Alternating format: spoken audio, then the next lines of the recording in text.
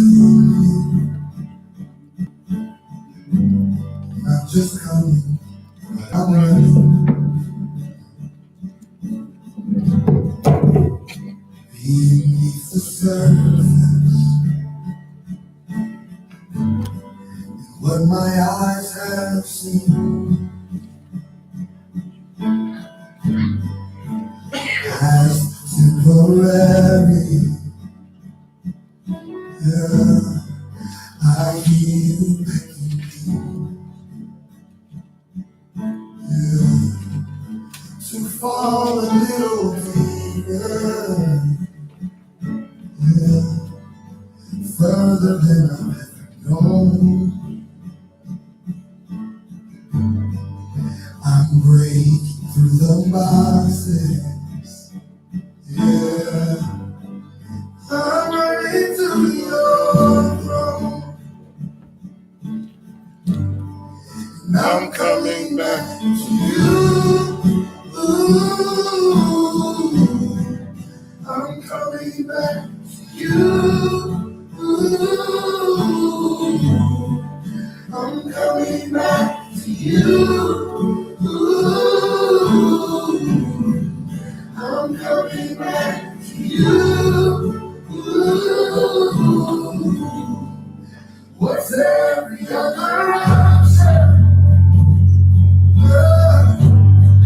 When I know the sweetest side. Oh my God, my flesh may be a beggar. Yes it is, but my spirit knows your voice. Yes it does, and I won't be satisfied. With temporary pleasures, I want to taste and see it through. Yes I do, but I'm only going I'm coming back to you. I'm coming back to you. I'm coming back to you. I'm coming back to you. All the way, all the way, all the way. Yeah, yeah.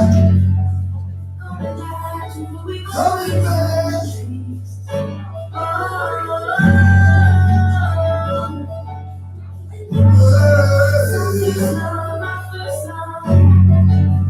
Shabbat shalom, mate.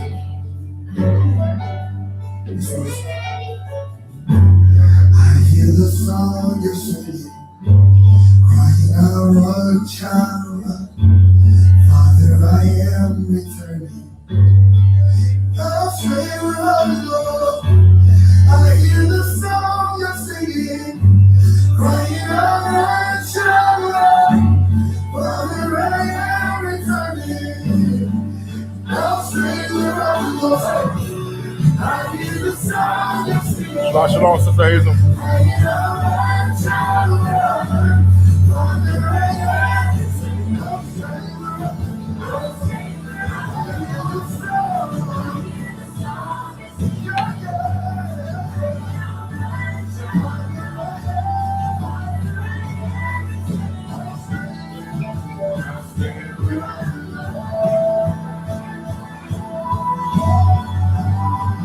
I'm running back to you.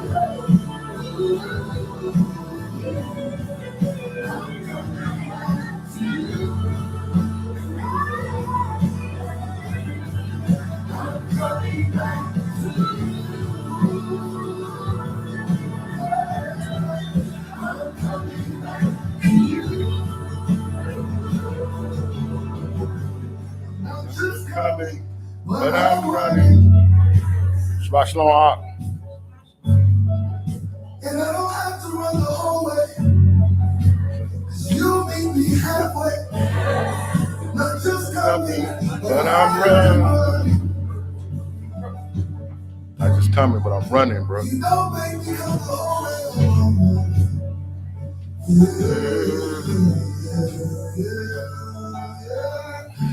I come running. Here I come running. How many of y'all running to the Most High? How many of y'all running to the Most High? I won't look back. How many of y'all not waiting on him to come to you, but you running to him?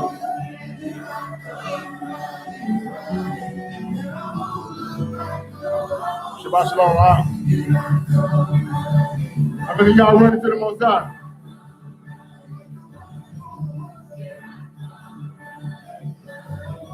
And I won't look back. No, I won't look back. We ain't gonna be like Lot's wife. We're not looking back. We know ain't nothing back there for us. We running to the Most High.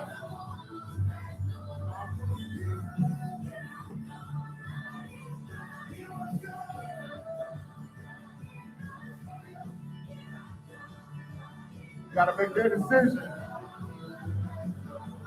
You gotta come to the understanding that there's nothing back there for you. Everything we need, everything we desire, all that is good and perfect comes from the Most High. Therefore, we're gonna do what?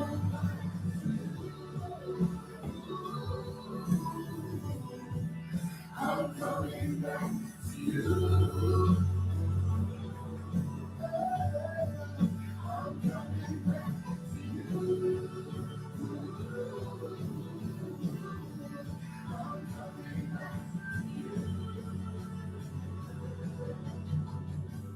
Not just coming, but I'm running.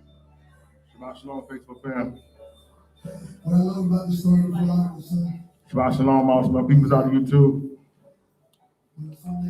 We'd like to welcome each and every one of you to week 38 of the manifestation of the so-called black men, of the so-called African American men. This afternoon, we'd like to give call Halal Abba Ahaya Bahashem Yeshaya and his precious Ruach. For those of you not familiar with the Hebrew, that is all praise unto the Most High, in the name of Christ, as well as the Holy Spirit. Once again, we'd like to welcome each and every one of you to week 38 of the manifestation of the so-called black man, of the so-called African American man, who is from the tribe of Judah, from the nation of Israel. Shabbat shalom, better day. Shabbat shalom. We thank each and every one of you taking time out of your busy schedule to join us today. You could have been anywhere in the world, so due to the fact that you decided to join us, we do not take your time for granted. We're about to go into the Hebrew Credo, which can be found in Deuteronomy, the 6th chapter, verse 4. Hear, O Israel, the Lord our God is one. Shema Yasha Allah Ahaya, Allah Haya Nawa Ahaya Kad. Shema Yasha Allah Ahaya, Allah Haya Nawa Ahaya Kad. Shema Yasha Allah Ahaya, Allah Haya Nawa Ahaya Kad. Hear, O Israel. Hear, O Israel. The Lord our Yah is one. The Lord our Yah is one. Come. Once again, we'd like to welcome each and every one of you to week 38 of the manifestation of the so-called black man, of the so-called African American man who's from the tribe of Judah. Everyone's looking well this morning, this afternoon. Like the Most High has been on your side. Huh?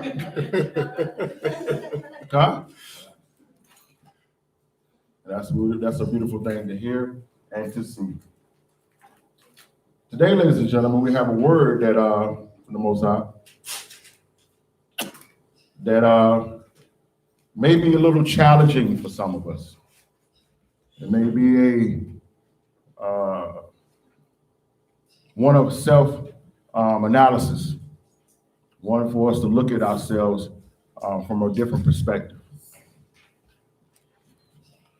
And I want to set it off by asking the question, how many of you ever had someone in your life, not necessarily an intimate partner, but maybe a friend, a co-worker, that initially presented all type of interest in you, to be your friend, to be around you. But you later discovered that it was not so much you that they were interested in, but they was interested in what you brought to the table. It was, if it was an intimate partner, it was, the benefits of partaking in extracurricular activities. If it was a coworker, it was access to knowledge or a skill set that you had that made their job easier, that gave them a path to promotion and a path to do lesser work and receive the same type of pay, right?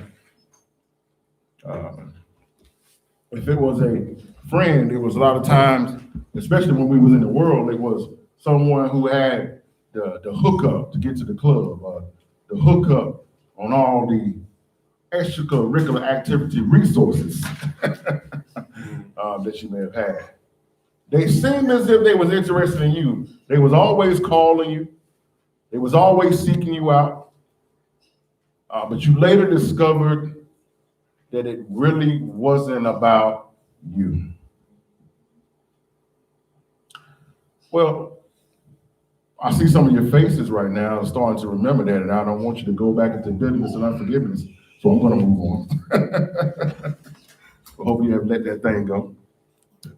But I wanted to give that example because how many of you know that many of people are doing that when it comes to the Most High? They pray a lot. They're in every church service. They're always talking about the goodness of the Lord and whatever the case may be. But it's not really him that they're interested in. It's the benefit package that come along with knowing him. Let me ask you another question. How many times you ever been in your life when you were seeking a quote unquote, and I'm using these quotes liberally here, blessing? Because we put blessing on everything. The term blessing, we call everything a blessing. It's really just about what we want. Okay, it's not really necessarily a blessing. You can realize that a better paying job may not be a blessing. You can realize that husband or I wouldn't say husband or wife, but let's say the boyfriend or girlfriend that you're seeking may not be a blessing. To start your own business and all these different, whatever the case may be, whatever it is that you were seeking, it may not necessarily have been a blessing, but it was something that you wanted. And did you find yourself at the point of seeking these things and desiring it, begin to look at your life and say, you know what, I'm gonna stop doing this and stop doing this? You ever find yourself doing that? Well, really, you know what you were saying without saying it. I ain't had no business doing that. That's really what you were saying. If you ever say, I'm gonna stop doing this, I'm gonna stop watching this, I'm gonna stop going there, I'm gonna study more, I'm gonna read more, you really was saying what I was doing prior to this was wrong.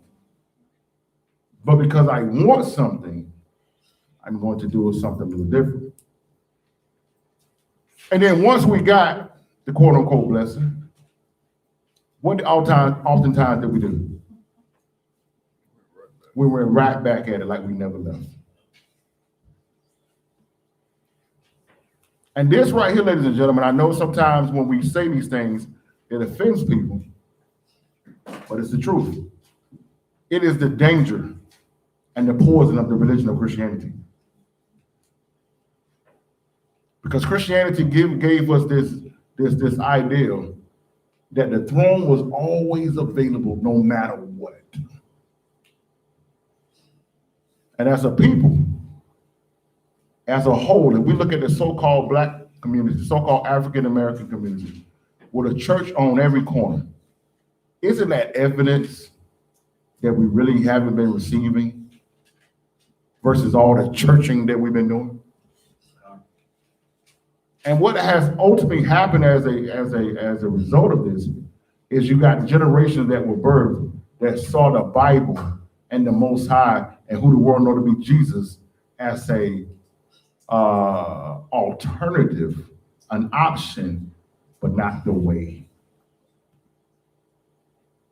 You have no idea the many times that we're trying to bring this truth to brothers and sisters that they're only stating talking about, well, that's the white man's book and this and that. But you don't understand the reason why they're making these statements is because they only know white people that are blessed.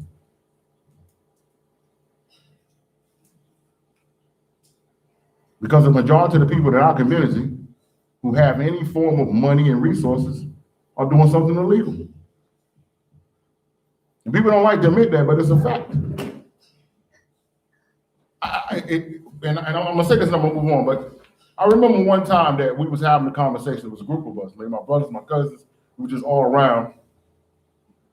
And they was talking about the people who had money in Anson County.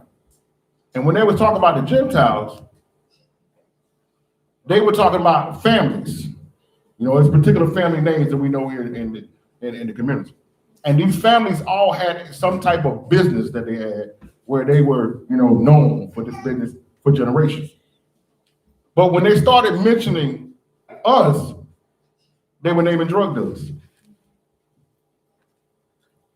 I started saying, are y'all realizing what we're saying here?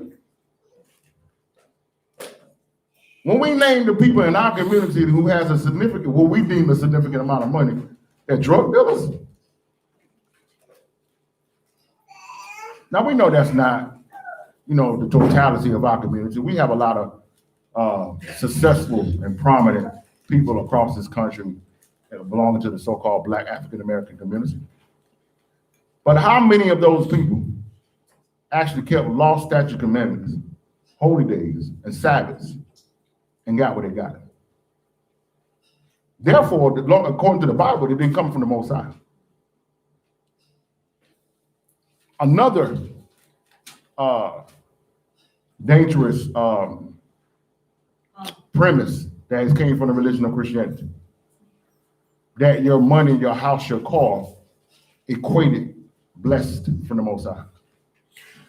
This is why you see rappers and actors and actresses say, I'm blessed. And me and my brothers all the time when we're in the crib, we say about who? I want to thank God. Which one? There's a particular comedian out right now. I won't say his name. Y'all probably know who I'm talking about. But he always referencing God and saying, God is blessing me this. Look at what God is doing for me, this and that. But your videos promote fornication and debauchery. Every video you put out, you with a different girl talking about this is a different baby mama you have, different girlfriend that you're having sex with, and you're doing all this, but you're saying God is blessing you. Jesus is popular. Is it? Is he? But if you say that to your people in your community, they'll say you hating. They'll make it seem as like you're attacking. But I'm just looking at the scripts, and I don't think that the Most High will bless anyone who will promote fornication, who will promote being promiscuous and a whoremonger and celebrate those things. I just don't see the Most High open doors for people who do that.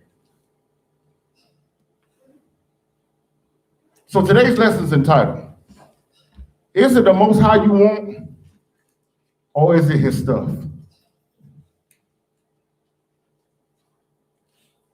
Is it the Most High you want, or is it his stuff? And that's the question that we all going to have to ask ourselves. Is it the healing? Is it the money? Is it the protection? Or is it him? All right? So let's dive in. Remember today, I want you guys to make sure if there be any questions or whatever the case may be, write them down. We'll do the Q&A at the end. If there's something that is not understood, make sure you write it down, and we make sure we clarify, because today is one of those things that we need to make sure we get understanding. Huh? All right, so let's dive in. Let's go to Psalms 24. I need you to hold that and get Hebrews the 11th chapter.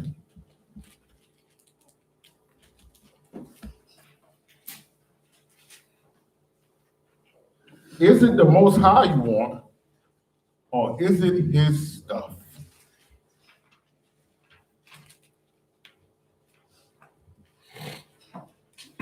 Now, I thought about, this morning when I was going back over this, I kind of, and I like to be honest, I just said strictly, I was in my flesh because I was about to go into another place with this, saying that, talk about the fact that everyone said they love the Most High, but, we know that the love of the Most High is to keep his commandments. But the Most High said, no. Don't go there. We talked about that enough. Let's bring this thing back. And one thing I want this to be about today is I don't want this to be about other people. We quick to do that as a people. I wanted to talk about you, us, me. Don't talk about what they want, what they're doing. I want to talk about us. Look at ourselves. It's very important. And the reason why, ladies and gentlemen, we're going to dive in, but the reason why this is very important is because in 2 Corinthians 16, he says that he, during this time of tax that we're going to be receiving from the Gentiles, that he's going to be a guide, Guide, to those who keep the commandments. But those who are not keeping the commandments will be left at the mercy of the world. And a lot of them, because of the pain and the affliction that they're going to have, are going to immediately turn down and immediately take that mark and say that it's common sense.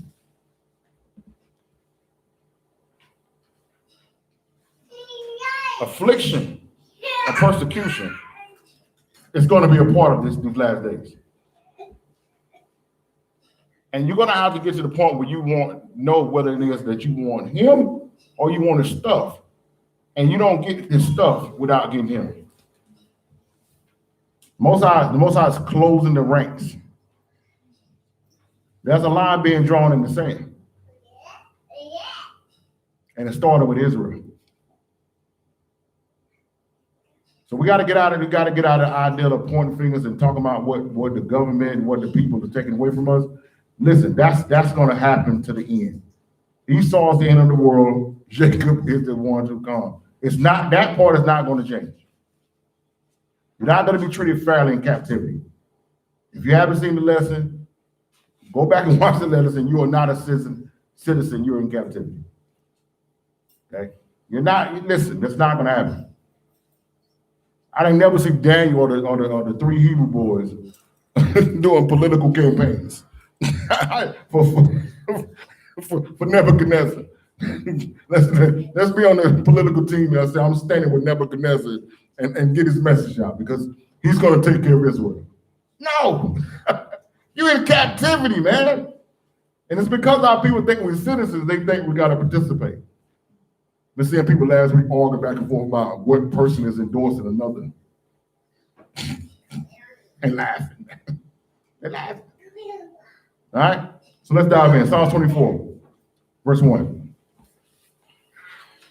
The earth is the Most High. The earth is the Most High. And the fullness thereof. And the fullness thereof. The world and they that dwell therein. The world and they, that means everyone that's in the world. Go ahead. For he is founded upon the seas and established it upon the floods. Genesis, the first chapter. Go ahead. Who shall ascend into the hill of the Most High? Who shall ascend into the hill of the Most High? Or who shall stand in his holy place? Who shall stand in his holy place? Now, we recognize, ladies and gentlemen, that when we go into Luke, the 23rd chapter, when Hamashiach gave up the ghost, right before he gave up the ghost, the holiness of holies, the curtain in there, ripped from the top to the bottom. At one point in time, prior to Hamashiach dying for the sins of Israel, the only one that could go into the true presence of the Most High was the high priest. You could only go in there one time a year. They put bells around him. So if he was off, you didn't hear those bells clinging, $4 million on out. It's gonna be a rough year. Okay. It's gonna be a rough year coming up. All right. So now the Bible says in Romans the 5th chapter, now we have access to him. Hebrews 4:16 says that now we may come boldly to the throne of grace, that we may obtain mercy and find grace in a time of need. Huh? So therefore now anyone can go to the Most High, anyone can seek the Most High and be in his holy place, but the understanding that anyone can just go in any type of way is pure madness. And this is what people have been taught to believe. I know the Lord hears my prayers. Give me Proverbs 28, verse 9. Let me bring that out before I go to this next verse.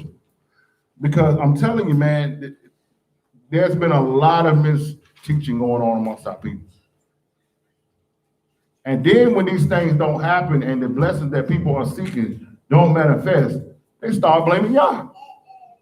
They even blame the elders. That's crazy, right, dudes?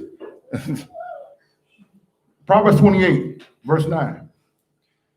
He that turneth away his ear from hearing the law. He that turn away his ear from hearing the Most High's law, even his prayer shall be abomination. Y'all hear that?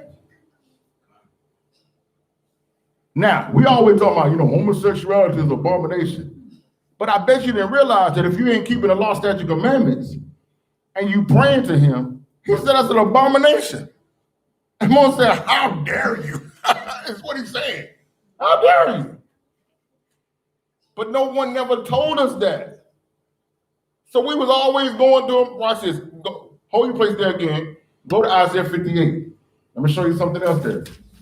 So we were always going to him as if we we had the right. But that's false. Isaiah 58, verse 1 and 2. Cry aloud, spare not. Right? Lift up thy voice like a trumpet, and show my people their transgression, and the house of Jacob their sin. So that's why the Most High sends his prophets and sent his leaders to show Israel their sins. Because he understands that if you come in there with sin all over you, it ain't going to go well for you. But look at what he said here in verse 2. Yet they seek me daily. Yet they seek me daily. Why? Go ahead. And delight to know my ways. And delight to know my ways. As a nation that did righteousness. As a nation that did righteousness. And forsook not the ordinances of their Yah. You see that? The Most High said, these guys are seeking me daily as if they're in right standing.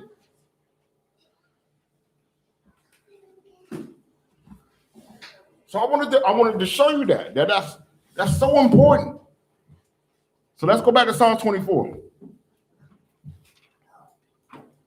And let's read that verse 3 again. Who shall ascend into the hill of the Most High? Or who shall stand in his holy place? Who's going to be able to do this? This is the question that David is asking. Go ahead. He that has clean hands. He that has clean hands. And a pure heart. And a pure heart. Who has not lifted up his soul into vanity, nor sworn deceitfully. Now, ladies and gentlemen, doesn't that not excite so many of us?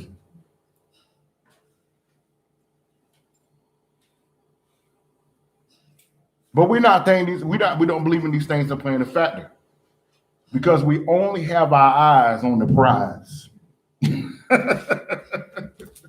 Right? Look at this, verse 5.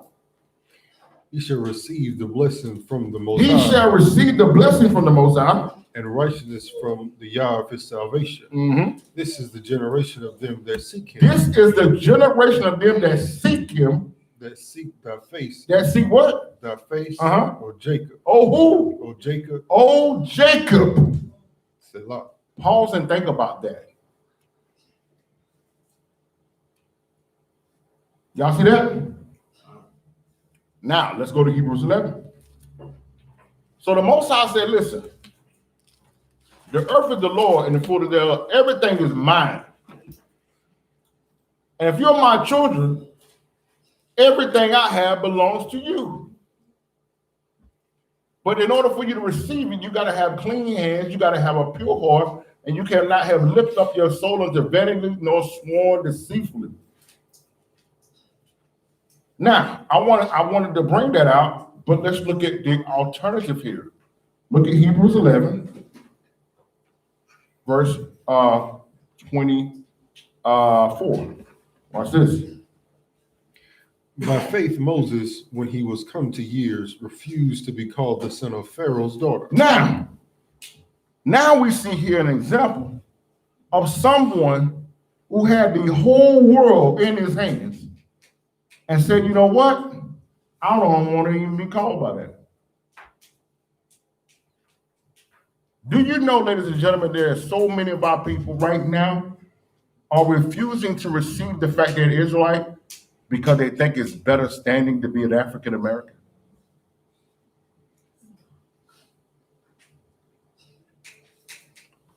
Listen, I've had countless conversations with people, countless back and forth about the fact of what they feel they will lose by receiving their own identity and heritage.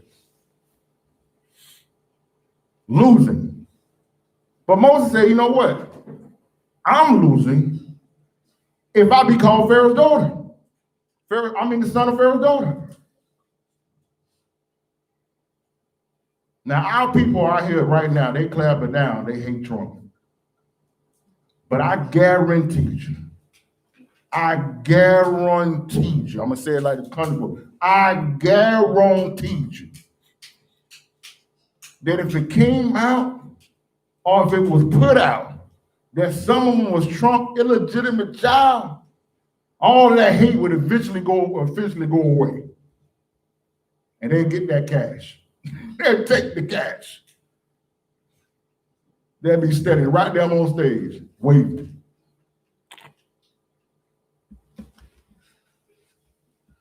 In order to be true.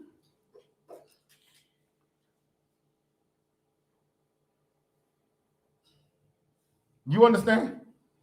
But Moses said, listen, I don't want to be labeled as Pharaoh's daughter because that's not who I am. And no matter what we have to face in this country, ladies and gentlemen, we have to get to the point where we say, listen, I am not a black person. I'm not an African American. And I know what's going to come along with me accepting my identity and my heritage. I know it's going to ruffle some feathers. I know people are going to be mad, but I understand what comes along with that. I am the chosen. I'm a son or a daughter of the Most High Yah. And there ain't nothing else better than that. Watch this, verse 25. Choosing rather to suffer affliction with the people of Yah. He said, I'd rather choose to suffer with the people of Yah. Go ahead. Than to enjoy the pleasures of sin for a season. Y'all see that? Moses made a decision to struggle and suffer affliction versus to get money for a season, to be happy for a season. How many people are taking on temporary pleasures and giving up permanent solutions?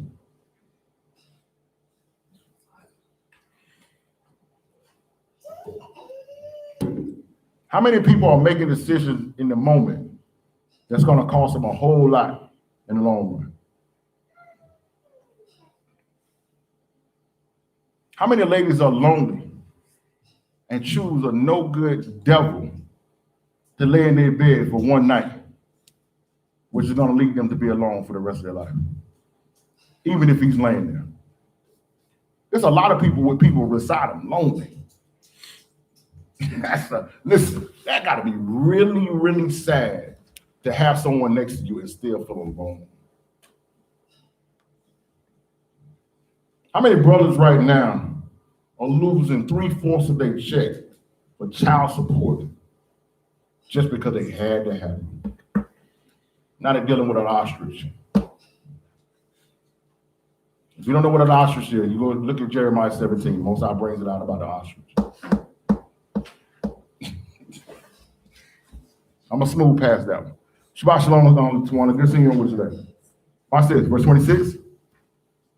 Esteeming the reproach of Hamashiach. He esteemed the approach of Hamashiach Greater riches than the treasures in Egypt, for he had respect unto the recompense of the reward. Now, hold your place there and go to Revelations 3.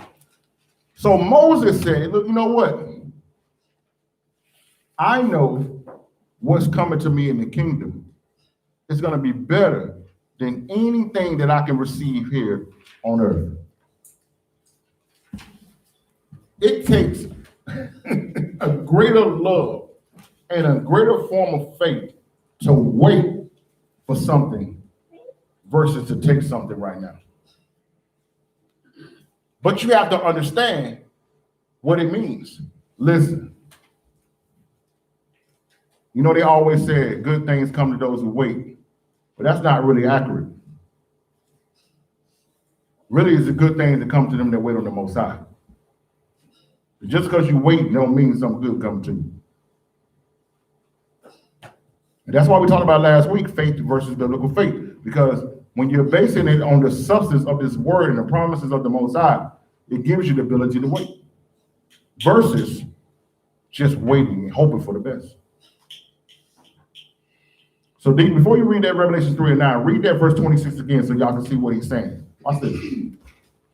Esteeming the reproach of Hamashiach. He esteemed the reproach of Hamashiach greater riches than the treasures in Egypt, for he had respect unto the recompense of the reward. So ladies and gentlemen, y'all understand this is Pharaoh here. Egypt was the greatest nation in the world. And he was operating as Pharaoh's daughter's son. That's a lot. That's a lot. To say what I might get, what could come. You understand? Now look at Revelation 3, verse 9. Watch this. Behold, I will make them of the synagogue of Satan. No, Slock it, Revelation 3, verse 10. We don't need to talk about Amalek today. Because thou hast kept the word of my patience. Because thou hast kept the word of the patience. I also will keep thee from the hour of temptation. Ladies and gentlemen, right now, we are in the hour of temptation.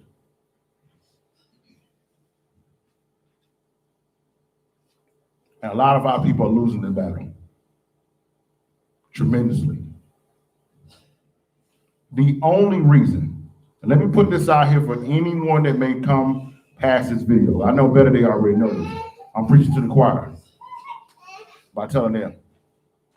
But the only reason you have seen this so-called resurgence of everybody talking about Black Lives Matter, and we're gonna tackle racial injustice, and we're gonna make sure that we take care of the Black and African American community.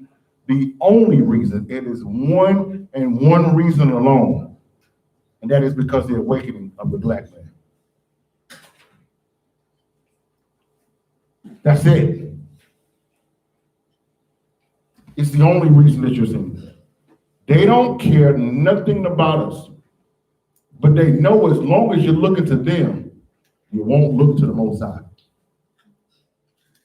Remember, ladies and gentlemen, that when all this so-called stuff started happening in March, and when the churches shut down, notice Israel never stopped. Feast days went forward. We had to modify some things, but we still kept feast days. We still kept preaching. We still kept teaching. Israel's still on the corners. Our people, because they wasn't going their way on Sundays, started listening. I'm talking about the entertaining, the whole idea of them being Israel changed tremendously. I know as a ministry, we experienced it. All my brothers and sisters I got dealing with over the country was reporting the same thing. Christians were coming out of nowhere. Pastors were sitting down talking. Guess what happened in May? Death. another killing. Medicaid in June, another killing, another killing, another killing, another killing. And all of a sudden, everywhere you go, Black Lives Matter. Every politician, we're gonna do this for blacks. We're gonna do this. Because at that point, I want you trusting in Pharaoh instead of going back to the Most High, discovering who he is. And the sad thing about it, ladies and gentlemen, is that the majority of our people will not recover from this last-ditch effort of Esau. They won't make it out of this. The only chance some of our people got is that one particular candidate is in office next year. If the other guy comes, our people are done. We will lose a good 3/5 of our people if a particular candidate is in office in January. And that's the sad thing about it, because they're going right back to sleep. He's going to give them all types of good warm messages. He's going to give them all type of promises. They're probably going to have all types of concerts at the White House. They're going to bring some of the celebrities and leaders up. It's going to be a big celebration, big jamboree. 6 months later, the jackboost is coming.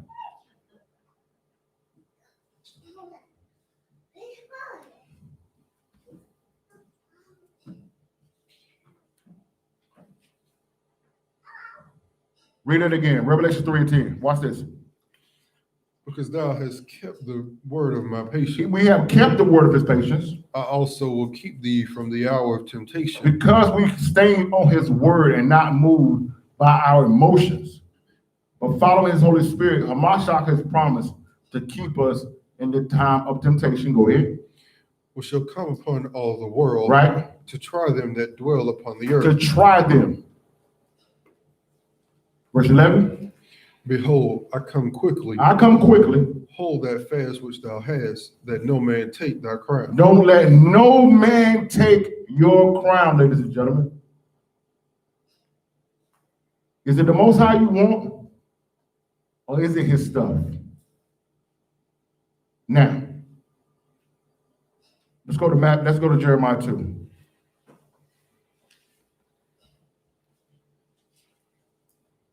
No, Slaki, let's go to Romans chapter first, and then we're going to go to Jeremiah 2. I'll show you what I mean here. Another conversation that I've been having for the last 3 or 4 weeks.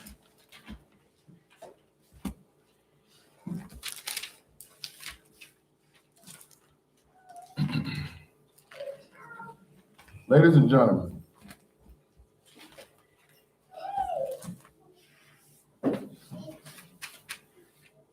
we have to come to the realization that everyone that say they know or has a relationship with who the world knows to be Jesus Christ have not experienced an encounter with him. You know how I know that? Because all these guys who talking about that they was Christians, and they're now talking about the Egyptologists. Not talking about the atheists. I ain't buying it. Listen, there's no way you can meet the man who the world knows to be Jesus Christ, and then because of the acts of another man, refuse to follow him.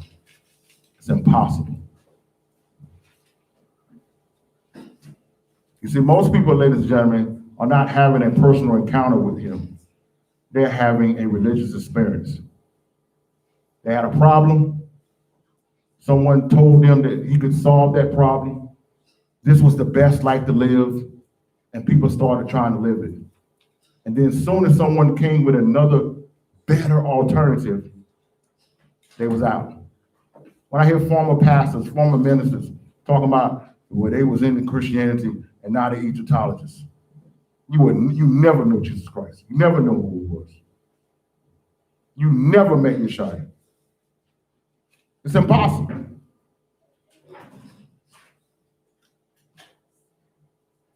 That's just like me moving to Detroit right? And D can't go with me. And so I got a guy out there that's I'm working with now. He's a deacon under the ministry now. And we go 5-10 years, and I don't even see Deacon. And then somebody say, yo, what happened to Deacon John Williams? I never knew him. He wasn't real. I never met him. He would look at me like I'm crazy. Video after video with him sitting right beside me. But I say like, nah, I found out, nah, he wasn't real. So I don't even know who you're talking about. Like, what? This is how I look at people who telling me, yeah, I used to be a Christian, but now I'm a Muslim. I used to be a Christian, but now I'm an Egyptologist. Now, you know what I'm saying? Now I'm following African spiritualism. You never met Christ. It's impossible to have an encounter with him. He was only there to get what you wanted to get. And when it didn't come, and you saw another alternative to go and do what you want to do, that's when you would have did it. All this foolishness talking about the black woman is God. No, you just want to be with women. You just want to tell them things something so you can be a whoremother and justify it. So let's look at Revelation 3, Romans 1, verse 18. You can see what I'm talking about here. Romans 1, verse 18. For the wrath of Yah is revealed from heaven against all ungodliness. Read that again. For the wrath of Yah is revealed from heaven against all ungodliness. Against all ungodliness. And unrighteousness. And unrighteousness. Of men who hold the truth in unrighteousness. Who what? Hold the truth in unrighteousness. Who hold the truth in unrighteousness. That sounds kind of crazy, right? How can you hold the truth in unrighteousness? Read the next verse. Because that which may be known of Yah is manifest in them, for Yah has showed it unto them. He has showed it unto them. This is what it all boils down to, ladies and gentlemen. It's something in this Bible that people want to live by. The Bible tells them that they can't, so all of a sudden now the Bible can't be real. That's what it all boils down to. This is why people are against the law. Because they want to break the law. This is why people are stuck on that the law is done away with. Because they don't want to keep the things of the law. So you have to convince yourself that these doctrines and these religions and these ideologies are true, because if you don't, you have to admit that you're refusing to follow the truth. But, verse 20. For the invisible things of him from the creation of the world are clearly seen. Being understood by the things that are made, even the eternal power and Godhead, so that they are without excuse. There is no excuse for a man saying I can marry a man when you don't see any animals on the earth doing that.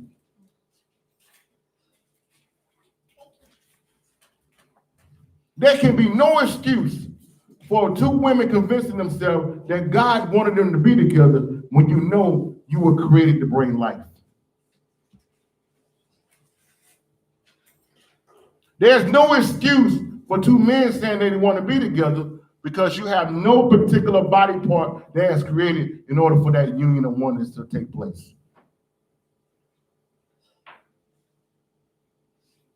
In order for two men to be together, they have to participate in an extracurricular activity in a place that was not created for that.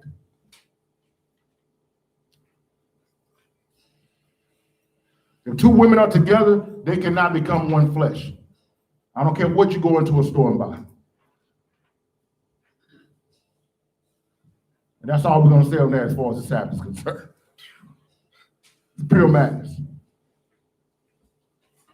So the Most High said, listen, the things that are clearly seen leaves us without excuse.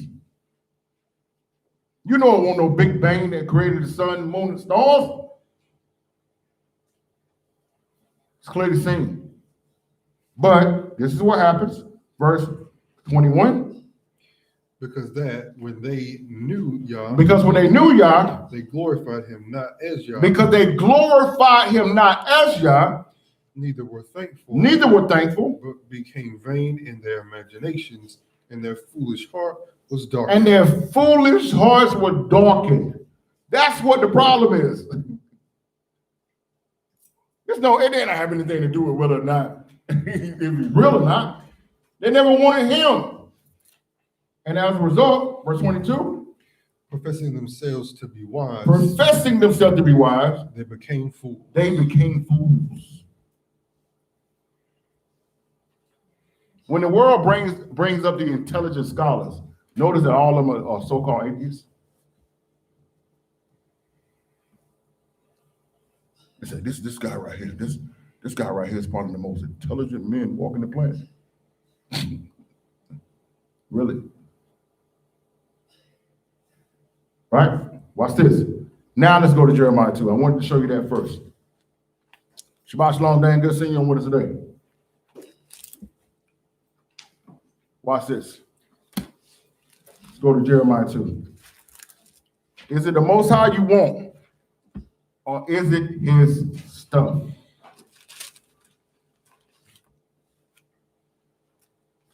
Jeremiah 2. Let's start there at verse 1. Moreover, the word of the Most High came to me, saying, What did he say? Go and cry in the ears of Jerusalem, right? Saying, Thus saith the Most High, I remember the kindness of thy youth, the love of thy espousals, when thou wentest after me in the wilderness, in a land that was not sown. So, ladies and gentlemen, how many of y'all remember that first time you actually was introduced to the love of Yeshua?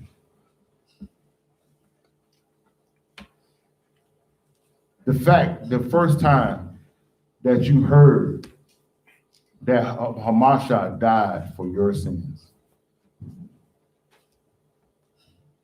Those early days after walking down that aisle, most of us walked down that aisle in that church. How you were so on fire, you had to tell everybody the life that you had been chosen, who the world know to be Jesus Christ did for you.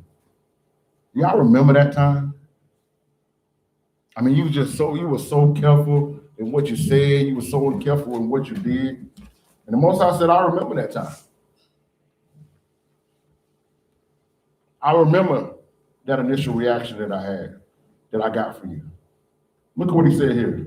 Verse 3. Israel was holiness unto the Most High. Right. And the first fruit of his increase, all that devour him shall offend. Evil shall come upon them, saith the Most High. So he said, listen, when I brought my children out of Egypt,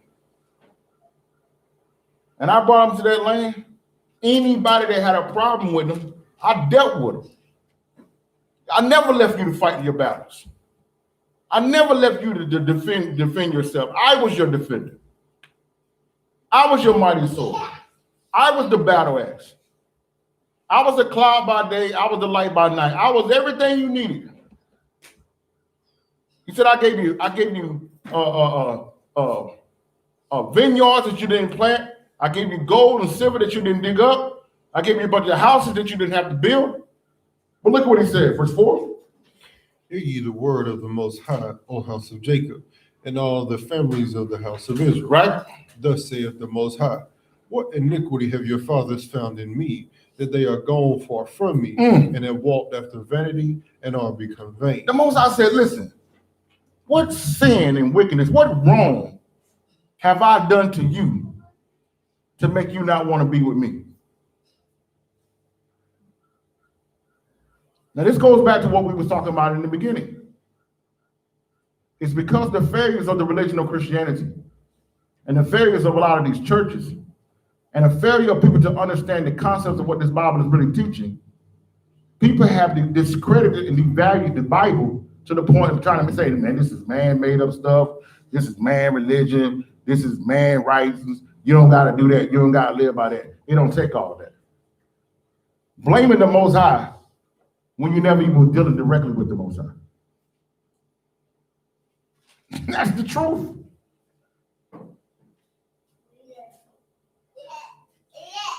How can we blame him when we never really went to him in the first place? Some people that are dealing with church hurt or something had some pastor take advantage of them or do something to upset them or whatever the case may be, and then you blame the Most High. I remember knowing some guys back in my early 20s. We was all in the streets hanging out, doing it, whatever.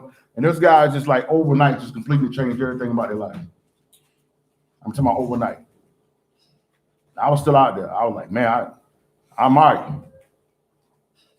Years passed, and the pastor of the church in which they was attending came to find out he was doing things he had no business doing.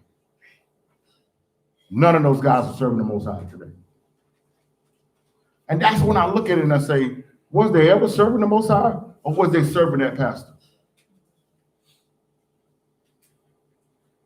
Is it the Most High you want, or is it his stuff? That's why the Most High, read that question again when he asked him. Look at what he asking.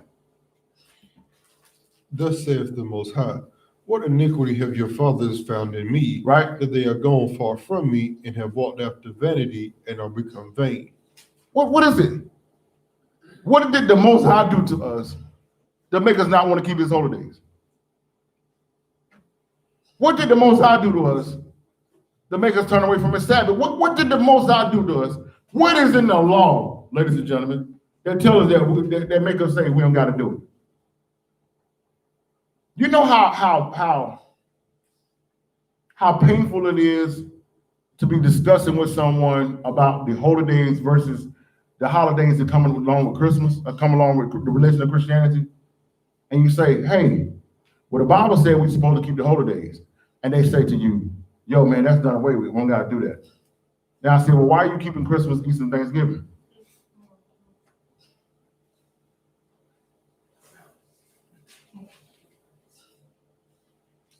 So how is it that the Most High say what he said in his word, you say you don't got to do it, but whatever your slave master told you to do, you say, yo, man, this is a must.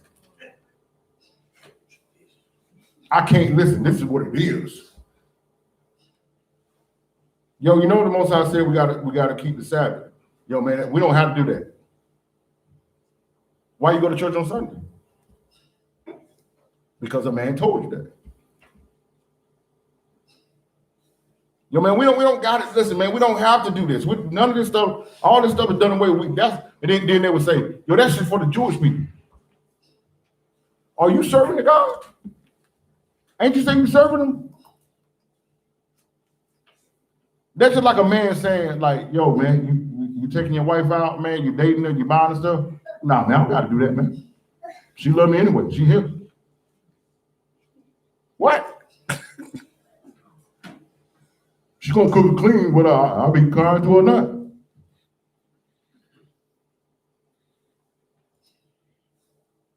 Yo, do you honor your husband? Do you appreciate him? Do you show him, no, why? I don't gotta do that. I was never doing that. He married me anyway. That's the old way. Didn't they say that? That's the old way. That's old time. We don't gotta do that no more. Look at this, verse 6. Neither said they, where is the Most High that brought us up out of the land of Egypt? If you ask the average black person, hey man, how did we get off the plantation? Abraham Lincoln. Yo man, how we been protected and provided for in this country? Civil rights.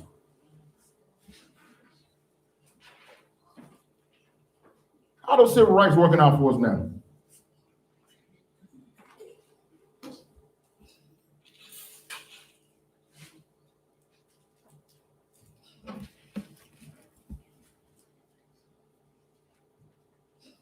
We give man credit for everything. As if the Most High don't play no part in nothing. You take a few years away from some type of tragedy, a bad situation, people act like it didn't even happen anymore. I think more of our people are sick of having conversations about slavery than the Gentiles are. Because when you going back and forth and talk to them, you go back down in Deuteronomy 28, and you trying to bring it out, they don't want to hear it. They don't got to do with me. I was never a slave. Boy, you still a slave. What are you talking about? You're more of a slave now than you were to your own ancestors. Shabbat shalom, Wayne. Good seeing you on with us today. Our people are more in bondage today than we ever were when we was on a plantation. Because when we was on a plantation, they beat us with whips and put chains and yokes of iron on our neck. Now our people wake up in the morning and put it on themselves. They just got put a Gucci tag on it. Go spend $400 on a Gucci belt. That ain't nothing but a yoke of iron. Go stand in line for some Jordans. Yoke of iron. Spend $2,000 on a phone. Yoke of iron. Watch scripted shows and call it reality TV. That's yoke of iron.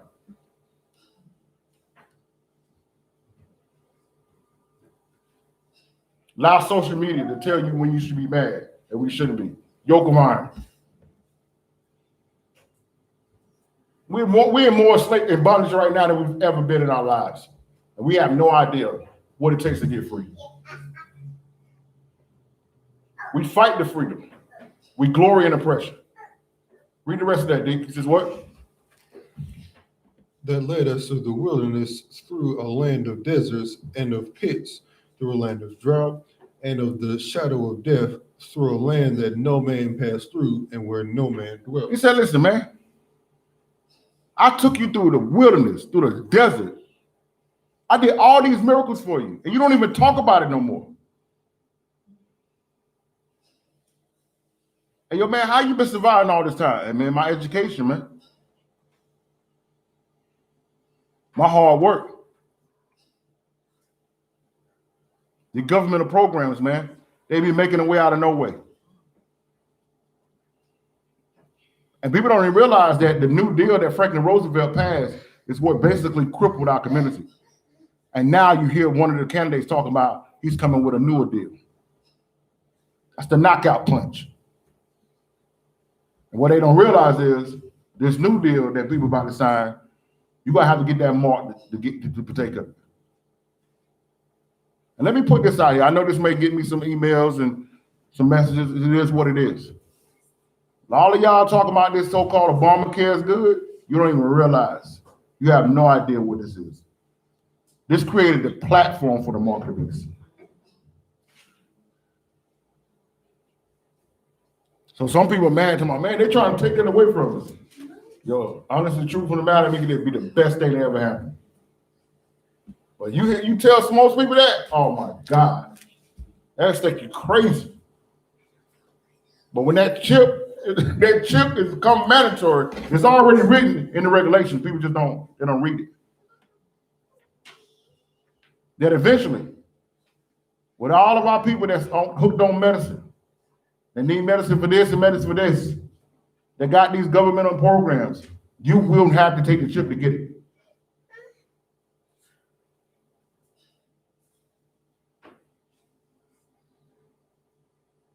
You will not be able to come to the offices without the vaccine. All of it. Watch this. Watch this. Where we at, D? 7.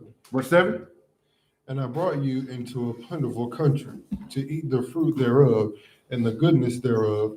But when you entered, you defiled my land, right, and made my heritage an abomination. Ladies and gentlemen, when our people got off the slave plantations, however they tried to paint us, it's amazing that we were working our ancestors were working 12-hour days. But as soon as so-called slavery ended, the new word for us was lazy. How is that possible? How can the people that built the country be lazy? That's impossible. You sat in a house all day. We growed your farm, growed your business, growed your meals, but we lazy. That was the new persona. That was the new label that was put on our people. But regardless of all those personal labels and all those things that the people put on us, our people were not known for the filthy and wickedness that our people are known for today.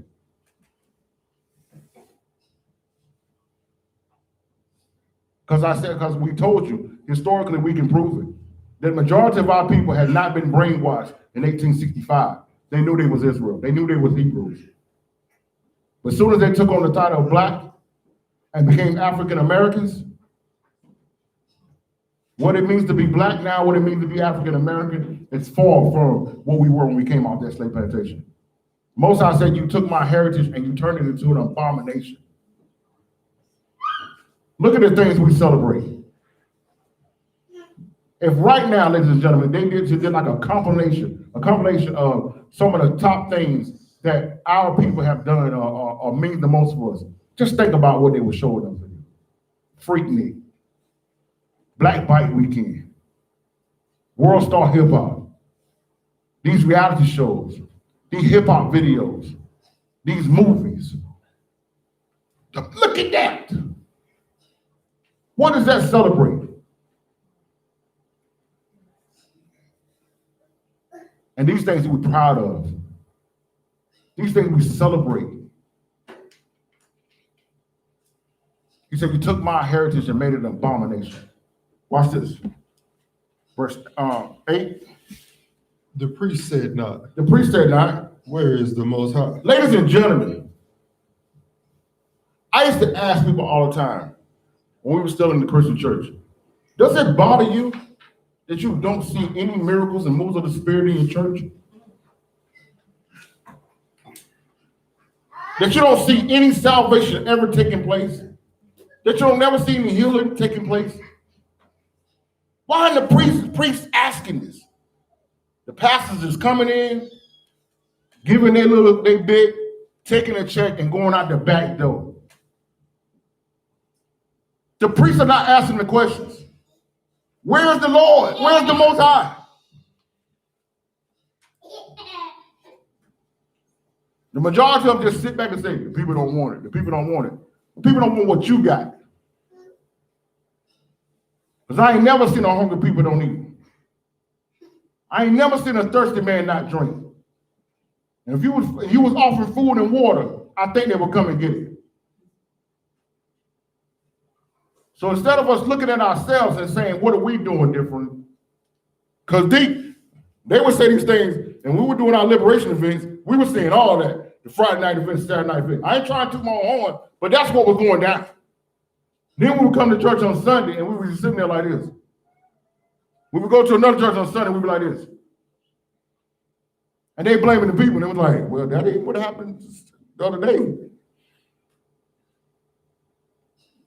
I saw healing. I saw people get up out of wheelchairs. I saw people come in, bent over, and leave walking. I've seen these things. We've witnessed these things. We was a part of these things. But he said, why the priest ain't asking this? But look at what else he says. What else? And they that handled the law. And they that handled the law knew me not. Don't even know the Most High. How can you be over teaching the people and you don't even know the Bible? Look at this. Go ahead. The pastors also transgressed against me. And the pastors also transgressed against me. And the prophets prophesied by Baal and walked after things that do not profit. Y'all see that? You got these so-called prophets talking about breaking out stuff, talking about what is about to happen in Hollywood. I wish, and I wouldn't do it because I hate this word. You know, this probably be the only one time you ever hear me say it. But I know it will be petty if I could just go back from December 20th to January, the 1st of January, and get all the posts and the videos of what these prophets and these pastors were declaring for 2020. It's a year of vision. You're going to see it clearly. Yeah, we seeing it clearly. We see it clearly. We can see clearly now the rain has come. It's very clear. Who's with the Most High and who ain't? That's what you was in the spirit. They was in the spirit as far as that. We definitely can see who with the Most High and who ain't. It's very clear. Look at this. Verse 9. Wherefore I yet plead with you, saith the Most High. He said, I'm going to plead with you.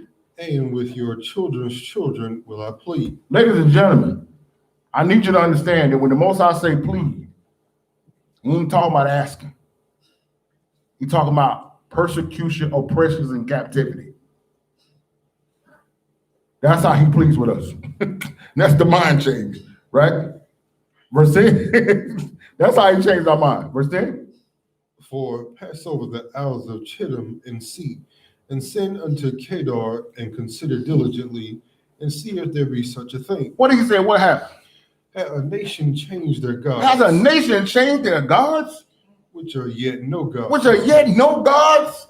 But my people have changed their glory for that which doth not profit. Read that again, D. Has a nation changed their gods? Which are yet no God. Right? But my people have changed their glory. He said, my people. He ain't talking about the world because, ladies and gentlemen, the Gentiles are steadily serving their gods. They have never stopped, and neither will they do it. Neither will they stop until Christ comes back, till Yeshua comes back. And then it's over.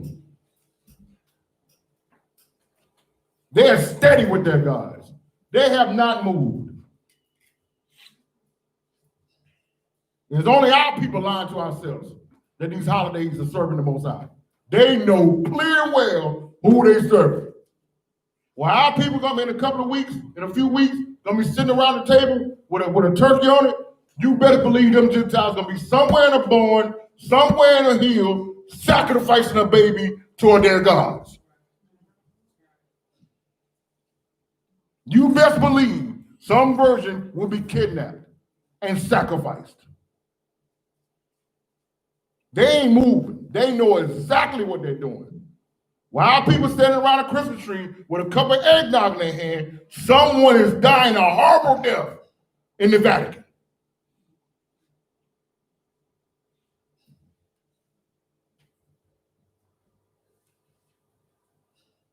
You better believe it. But our people, what did our people do, D? But my people have changed their glory. Have changed their glory for that which doth not profit. That which not profit. Every year, every single year, our people go in debt from late November, and they don't really never get out of debt to next late November to go right back in debt to do something that has nothing to do with our God.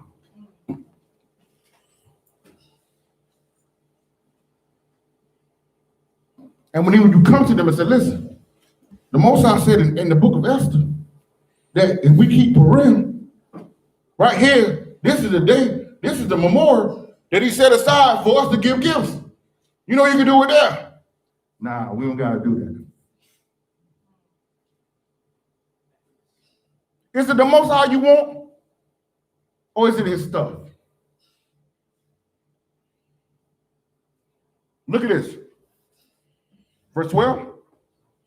Be astonished. Be astonished. O ye heavens. O ye heavens. At this, and be horribly afraid. Be ye very desolate, saith the Most High. Listen to this, what he about to say. For my people have committed two evils. My people. Notice, ladies and gentlemen, he don't deal with nobody else but his own children. We steadily, how many times, Deke, have we had conversation with our people trying to tell them about the truth about us, and they keep saying, well, what about everybody else? The Most High ain't talking about everybody else. Why are you?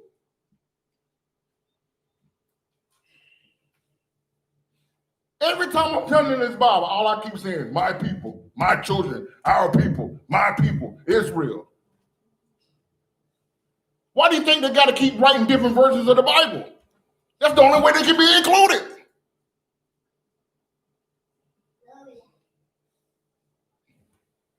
Watch this. Read it again, D. He says what? For my people have committed two evils. Two evils. What did they do? They have forsaken me. They have forsaken the Most High, the fountain of living water. Now,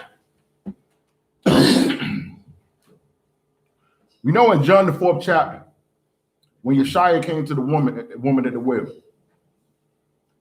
he said, this water you drink this water, you're going to be thirsty again.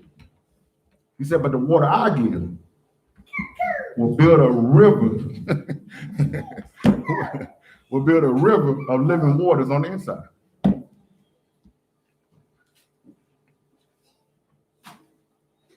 Most I say, I'm the living water, because we know that John 14:6 says, I am the way, the truth, and the life. No man comes to the Father unless it comes by him. Right? So why do you think I'm bringing all this up when the question is it the Most High you want, or is it the stuff? You can't get the Most High stuff without going through Yeshua. Well, the Yeshua of the Bible and it's Jesus Christ of Christianity is not the same guy.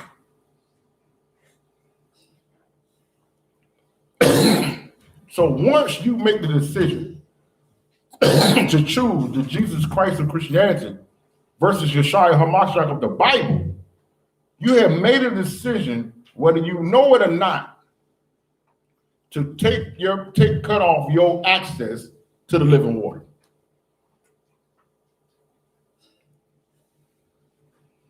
Thus becoming the man, the crippled man laying beside the pool and not getting into the water to be healed. So what was that two evils we committed? They have forsaken the living waters, and have hewed them out cisterns, broken cisterns that can hold no water. So ladies and gentlemen, in essence, our people has had a large, deep well offered to us where we can drink water for generations.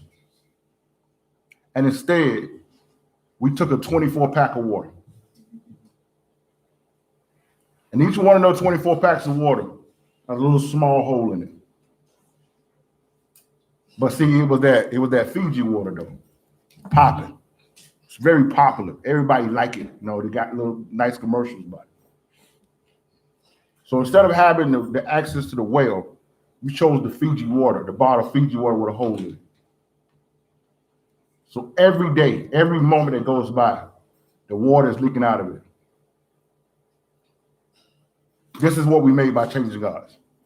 Now, we know that Deuteronomy 28 verse 64 said that we would be scattered amongst the nations if we would serve their gods as a result of captivity. So us being in these religions was a result of captivity. That's nobody's fault. Our ancestors brought us to this place. But the problem is that once you discover an opportunity has been brought your way to change when you choose their gods over yours. Is it the Most High you want? Or is this his stuff? Where we at, D? 14. Verse 13? 14. So like verse 14? Is Israel a servant? Is Israel a servant? Stop there. This is what the Most High is asking. Did I make my children to be servants? Once again, the Most High never created us to be servants. He created us to be servants. Another statement that the Most High gave me that ruffles feathers, but it is a fact. Israel served the nations as a form of punishment. The Gentiles will serve us as a form of reward.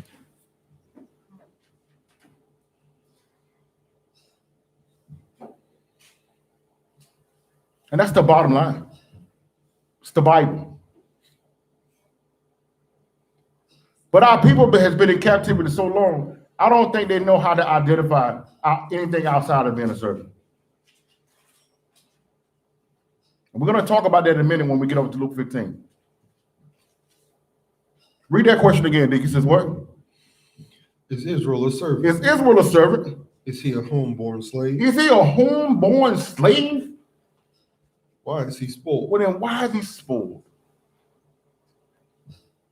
Why are we at the bottom? Why are we constantly losing? Why are we constantly serving and being oppressed? Is it the Most High you want? Or is it his stuff? Now, let's go to Matthew 15. I need you to hold that and get Luke 15. Now, I know I told y'all to close the door, but we might have to open it because this right here may get me assessed. This may get me attacked. These two precepts right here. This may, maybe we're going to get that side door open. I may have to go out the side door. And I want y'all to check in on me throughout the week. Because, you know, every time I walk out the door, I'm going to make sure them arrows don't come. This might do it. Right? Ever since I, since this was there, we watch anyway. We just never know.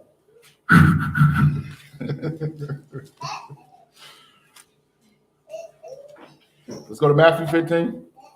I need you to hold that. Get Luke 15. Is it the Most High you want? Or is it the stuff?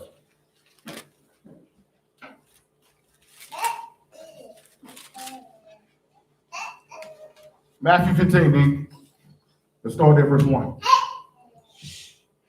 Then came to Yeshua, scribes and Pharisees, which were of Jerusalem, saying, why do thy disciples transgress the tradition of the elders? For they wash not their hands when they eat bread. Now, we went over these verses countless times, different scenarios. But today, we're actually going to deal in context is actually what it's talked about. We're going to use this to actually to discuss a broader scenario here. The Pharisees that had been deemed the righteous examples amongst Israel came to Yeshua and asked, why are your disciples not keeping the traditions of the elders? Now, I just want you to think about that. They are the righteous example, and they were not focused on whether they was keeping Torah. They was asking why they wasn't keeping their rules. I just want you to think about that. Now, this is what most of you have already received in one way or another. Hey, you say you are a believer in Christ. Why you don't come to church on Sunday?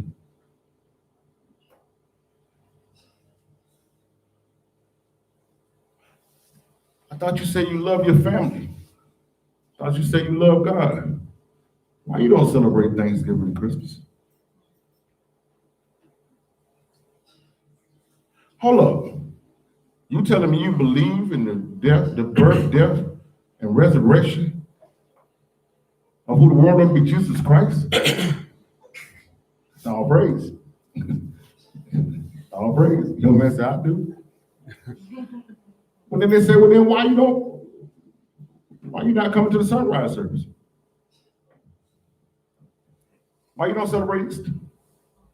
This is equivalent to that same conversation that most of us that are the truth are having with those in the world. Those are our brothers and sisters in the Christian church. And most of it is coming from their Pharisees, quote, / pastors. It's going to begin. You're seeing it right now. It's already going to start to begin. But it's going to speed up at the end of this month. And they're going to start asking you. You're going to be in the store. They're going to say, hey, what you cooking for Thanksgiving this year? Now, you told them last year you didn't celebrate it. But they're going to ask you as if you didn't have this conversation. You didn't get your Christmas shopping yet? Well, brother, I don't understand. Well, sister, I don't understand. If you love the Lord the way you serve him, then why you ain't participating in this? There ain't no harm in it. Watch this. Verse 3. But he answered and said unto them, why do ye also transgress the commandments of Yah by your tradition? Why are you transgressing the commandments of Yah by your transgression? That's why I love Yeshaya, because Yeshaya's responses is greater than anyone else. Because some of us would have got offended, would have been in our pride. But like, bro, what you talking about? I ain't got to what. But Yeshaya just came back like, I'll tell you what then. You tell me why Christmas, Thanksgiving, and Easter is more important than the Passover, unleavened bread, first fruits, and tabernacle.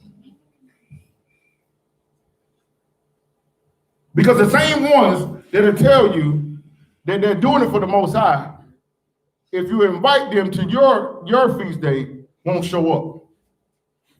Will be offended at you for you not coming to their gathering. But if it's about the Most High, you would think the more the merrier. But anything in this Bible, a lot of people have a problem with keeping. A lot of people have a problem with doing. So I asked the question again. Is it the Most High you want, or is it this stuff? Because when they asked the question of Yeshaya came back and asked them what? Why do ye also transgress the commandments of Yah by your traditions? By your traditions. How is it that our traditions as a so-called Black, so-called African-American community have outweighed, what's the word I'm looking for? I'm looking for a particular word here. Has, I'm talking like taking the place of. Priority? Yeah, prioritize. Yeah, that's it. It's taking priority over the commandments of the Most High.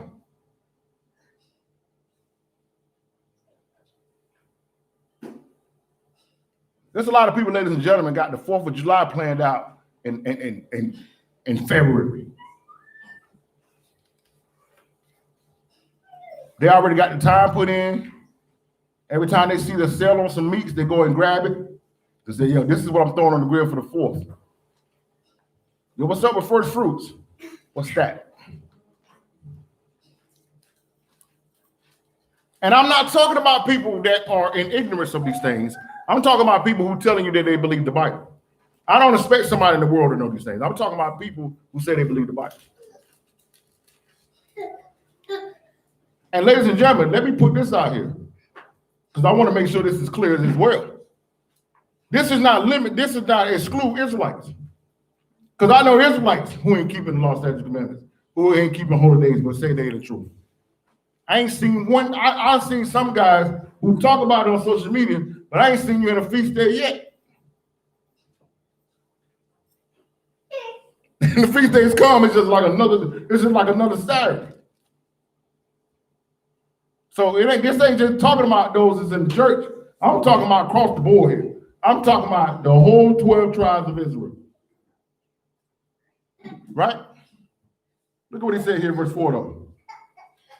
For Yah commanded, saying, honor thy father and mother, and he that curseth father or mother, let him die the death. So right here we know that in the law, we know that the only commandment that comes with a promise is to honor thy mother and father, so that their lives may be long on earth. But look at what Hamashiach said one of these traditions of the elders have did. Verse 5.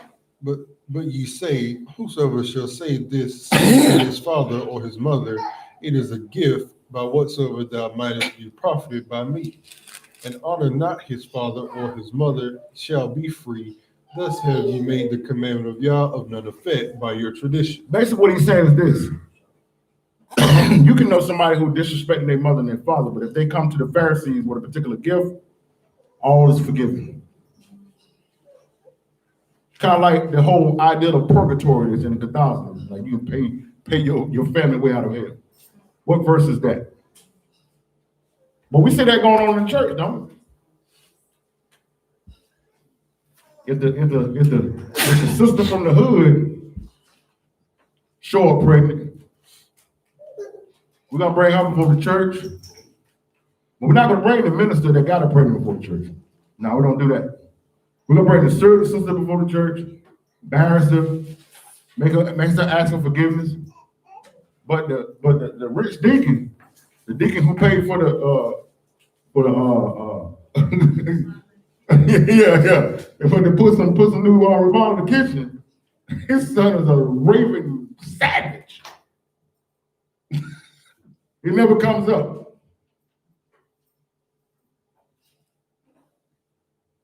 Okay? Look at what he's saying here. Watch this. Verse 7. Ye hypocrites. Ye hypocrites. Well did Isaiah prophesy unto you, saying, these people draweth nigh unto me with their mouth, right, and honor me with their lips, but their heart is far from me. Now read that verse 7 again.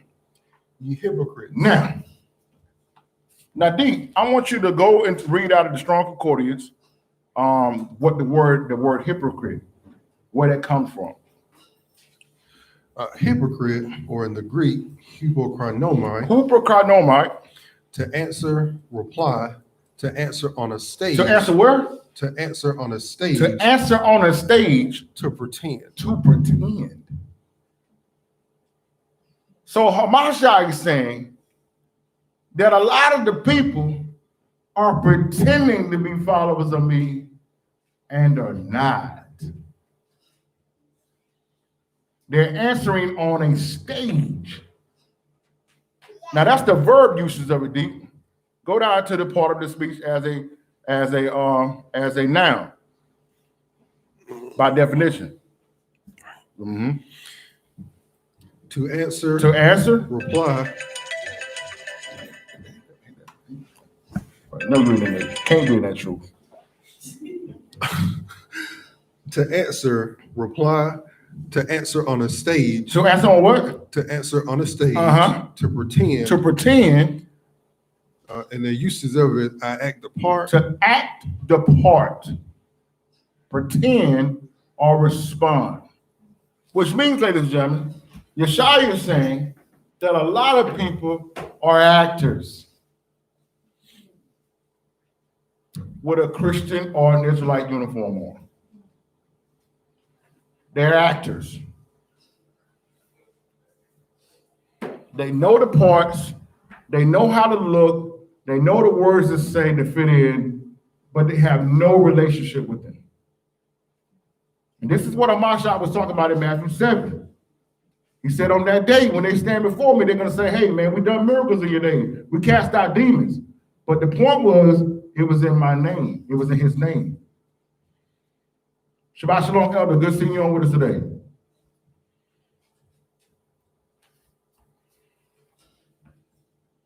Yeshaya called them actors. You don't know me. You don't rock with me. Verse 8. Read that verse 8 again. Dude, come on, man. Can't be in this truth, man. So see if anybody outside, man.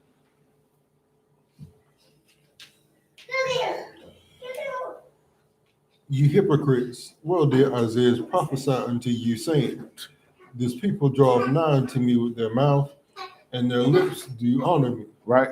Honor me with their lips, but their heart is far from me. But their heart is far from me. And ladies and gentlemen, you don't know anybody, you don't want anybody if they ain't in your heart. I seen a meme the other day, which I think was so serious. He said that when you tell black people your problems, and they say, I'm gonna pray for you. That's the only prayer you'll get. That's it. That's the prayer right there. I laugh hard, but it's 100. Because that's the truth for most people when they say, yo, man, I'm praying for you. That's the prayer.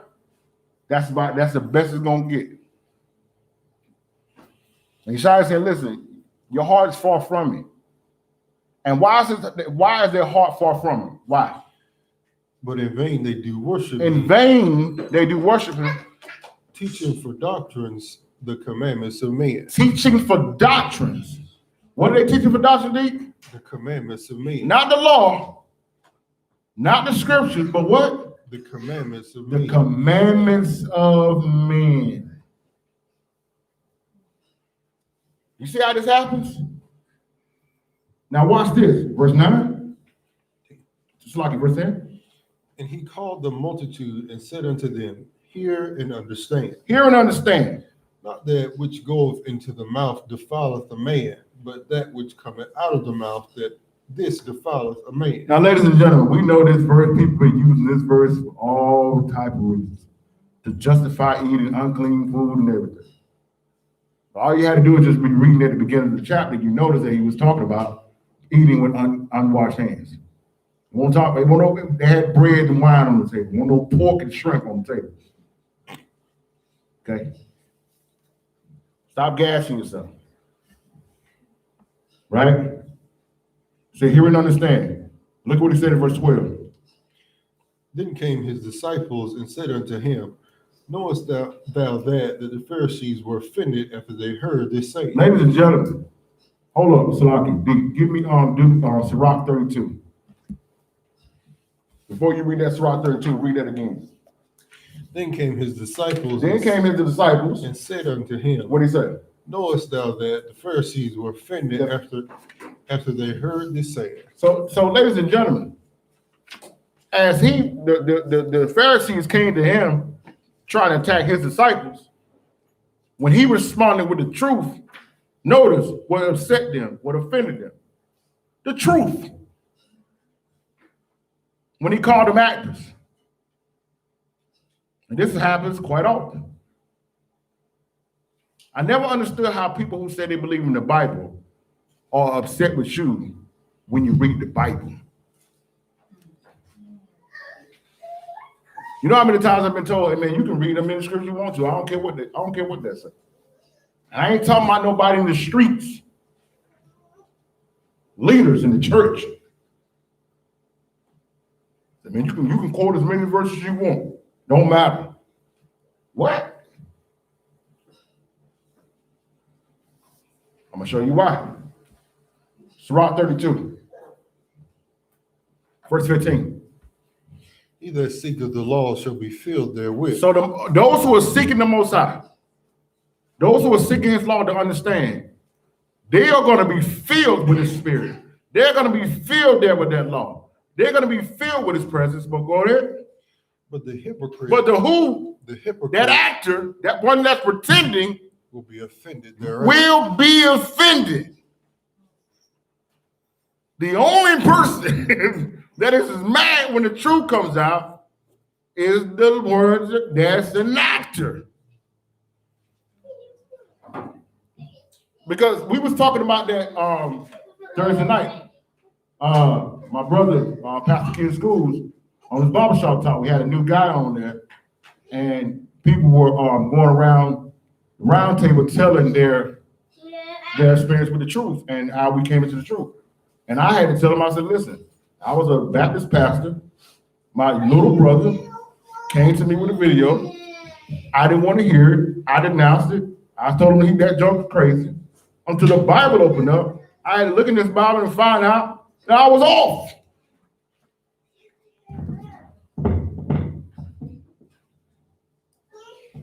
But if I was faking the funk, if I really wasn't about that life, I would have been offended and never changed. And justified me remaining in madness. I know all of y'all can attest to that if you be totally honest. When the first time this truth or certain things about your life that you was doing was brought to you, that flesh, it hit your flesh, and you like, whoa, bye. But you didn't remain, you couldn't be offended because you knew. Like, man, I'm tripping. And because you were seeking the Most High, that's what made you receive it. But when you don't want Him, you just want His stuff, you are mad. Because now, the picture's been painted. Those people that's in those faulty relationships, those fake relationships, when you go and pull up the DMs, like, oh, look at this. Man. But if there's no DMs, there's this. All right, say what you need to say. Take my phone, whatever you need, because there's nothing here. Only people who are lying or afraid to be investigated? Come. Now, go back. So we know they was offended. Back in Matthew 15, verse 13.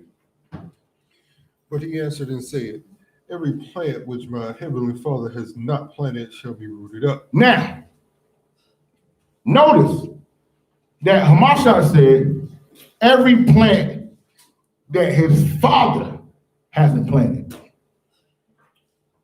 I remember a long time ago, ladies and gentlemen, I was talking to this guy. He's a good brother. Gentile brother, good brother though. Got mad love for him and his wife. And we were talking one day, and we were just talking about our service. This was back when I was in the Christian church. And we were just talking about, how we used to be and, how much we, made change and dedicated and serving the Most High. And he was telling me that he was proud of me and, choosing to preach and staying with it. And I was telling him, I was getting ready to answer him and say, no, I didn't choose this route. I didn't want this route. This is just what I was called. And before I could answer him, he said, one thing I love about my pastor is that his famous saying is, I wasn't called, but I answered anyway. I said, what? So when he said that, I knew that I couldn't say what I was about to say. So I was like, okay, man, that's what's up. I'm going to say that again. He said, I wasn't called, but I answered anyway. So, ladies and gentlemen, you got to understand that there's a lot of people that standing in pulpits that was never called to preach. But some of them either went because they wanted the status of being the pastor, which was malicious. But there's a lot of them, ladies and gentlemen, that didn't do it for the malicious reasons. They thought that this would be a good thing to do. And they don't understand that this is their calling. This is like, for example, don't you see a lot of people that came from horrendous situation, addicts, domestic violence, some type of, tough lifestyle.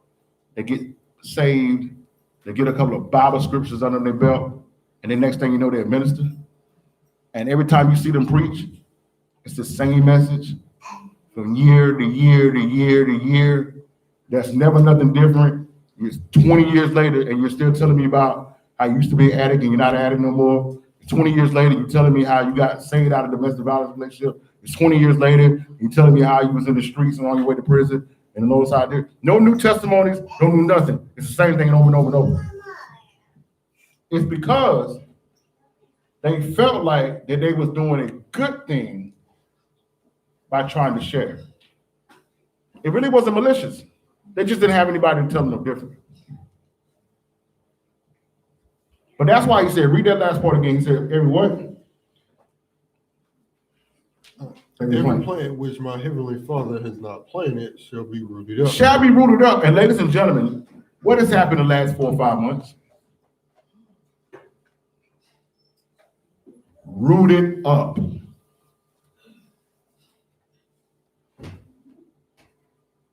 And this time next year, I guarantee you, about a good 2/5 of the churches that was around the year before won't be there. And they ever say, oh, it's because of COVID. Nah. Rooted up. Because you best believe, ladies and gentlemen, you best believe there are a large percentage of our people who've been told that going to church is a bad thing, and you being social responsible by staying home and doing it on Zoom, they ain't coming back. And they ain't coming back because they want to be social responsible. They ain't coming back because they never wanted to be there in the first place. They was only going because they didn't want it to be said, I didn't go. Don't y'all work with some of the people that first thing they tell you, hey, what you do this weekend? I went to church. And then as soon as after that, you see opposite of church behaviors and conversation. Some people need church attendance for their own self-gratification. It makes them feel better than the next person. They haven't sought the Most High. They haven't did anything to change.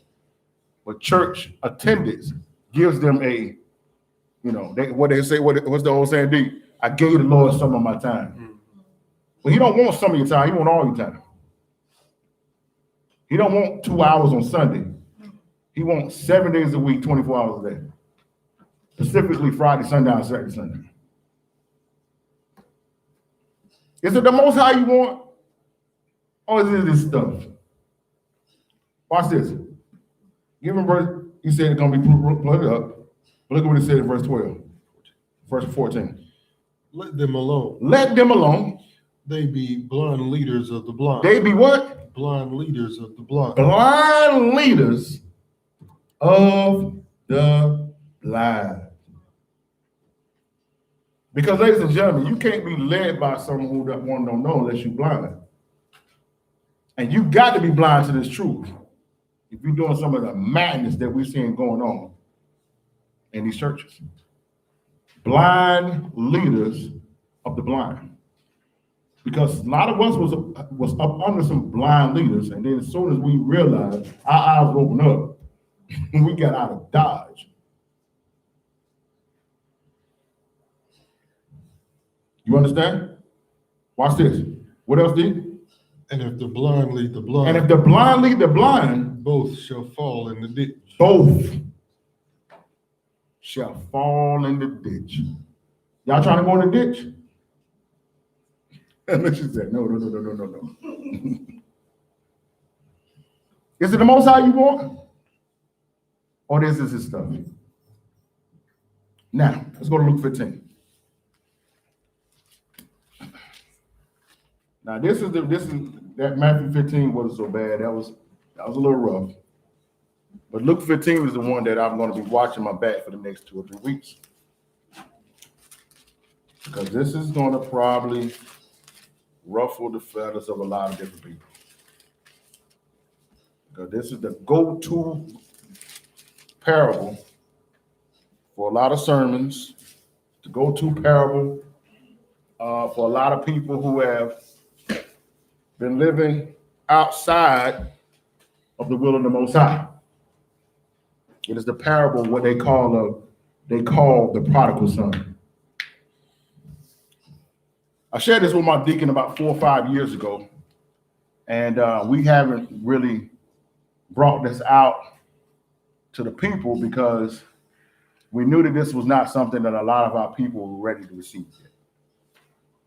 A lot of the people that we were dealing with at those times were freshly out of the church. So in conversations here and there, we would share this revelation that the Most High gave me on this parable. But today, it's time to share it with the world.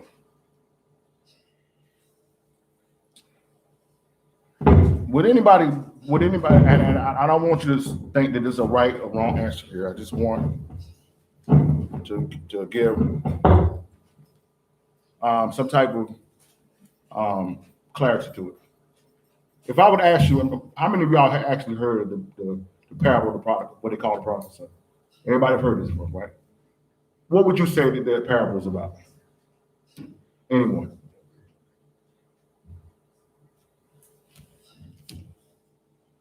Not everybody at once, just one at a time. I can't hear y'all at once when y'all are talking at once. A son that pursued his own desires, basically coming to his senses, coming back home. Right. And that is how it's been pretty much preached for centuries. This parable has nothing to do with it.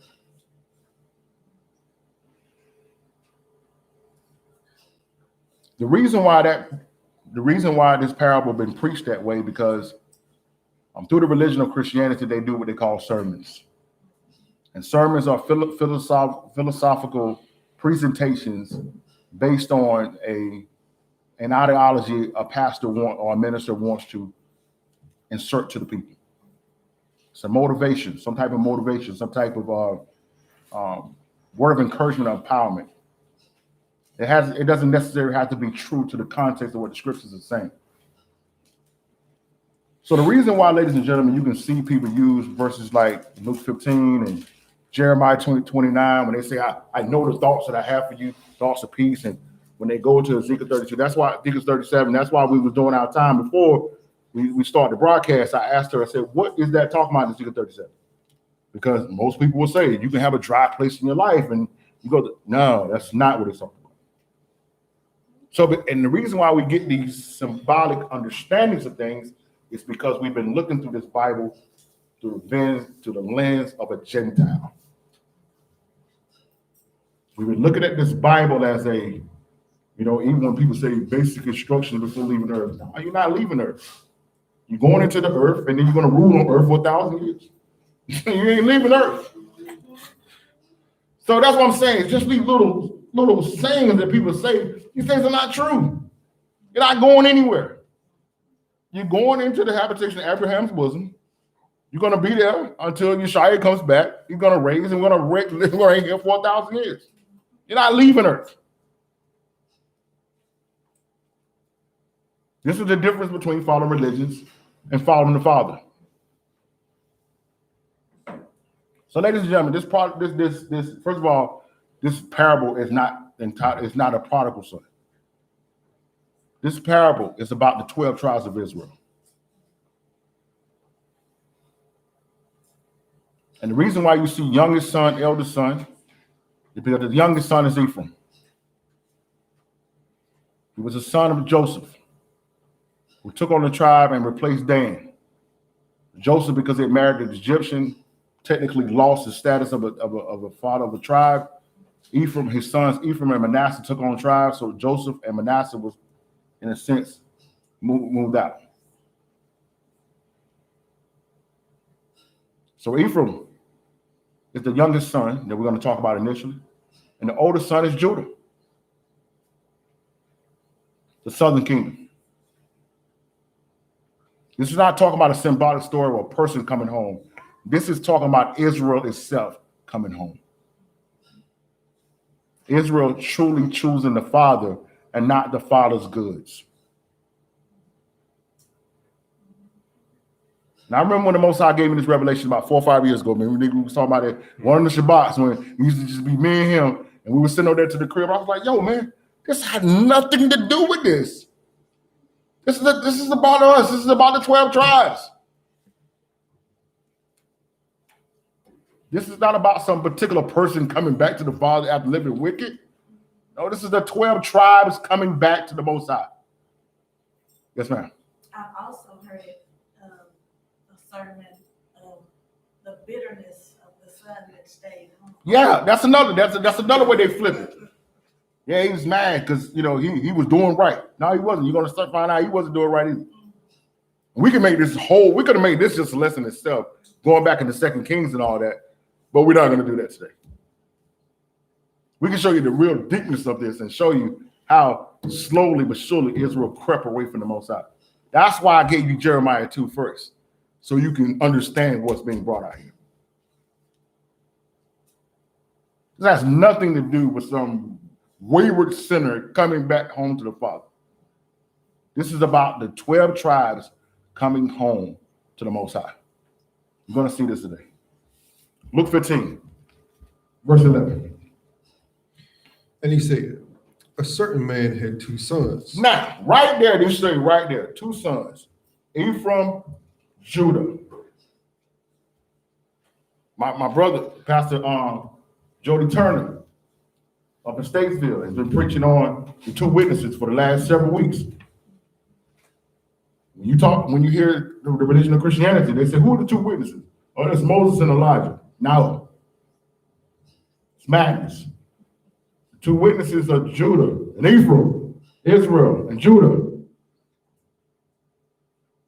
So he's been breaking it out, breaking that down, that 2 witnesses. Ladies and gentlemen, this Bible is for Israelites, by Israelites, to Israelites. This has nothing to do with any concept or philosophical understanding taught and presented and created by the religion of Christianity. And until we remove all of that mess from our understanding, it's going to block the revelation that the Most High is trying to give us. So every time you have a person that's been doing anything, they can go to this right here. I'm just the prodigal son coming home. You ain't coming home if you ain't keeping law, statutes, and commandments. If you ain't keeping Sabbaths and holidays, you are far, far, far away from home.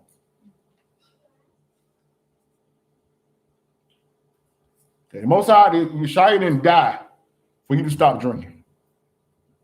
That's not what he died for.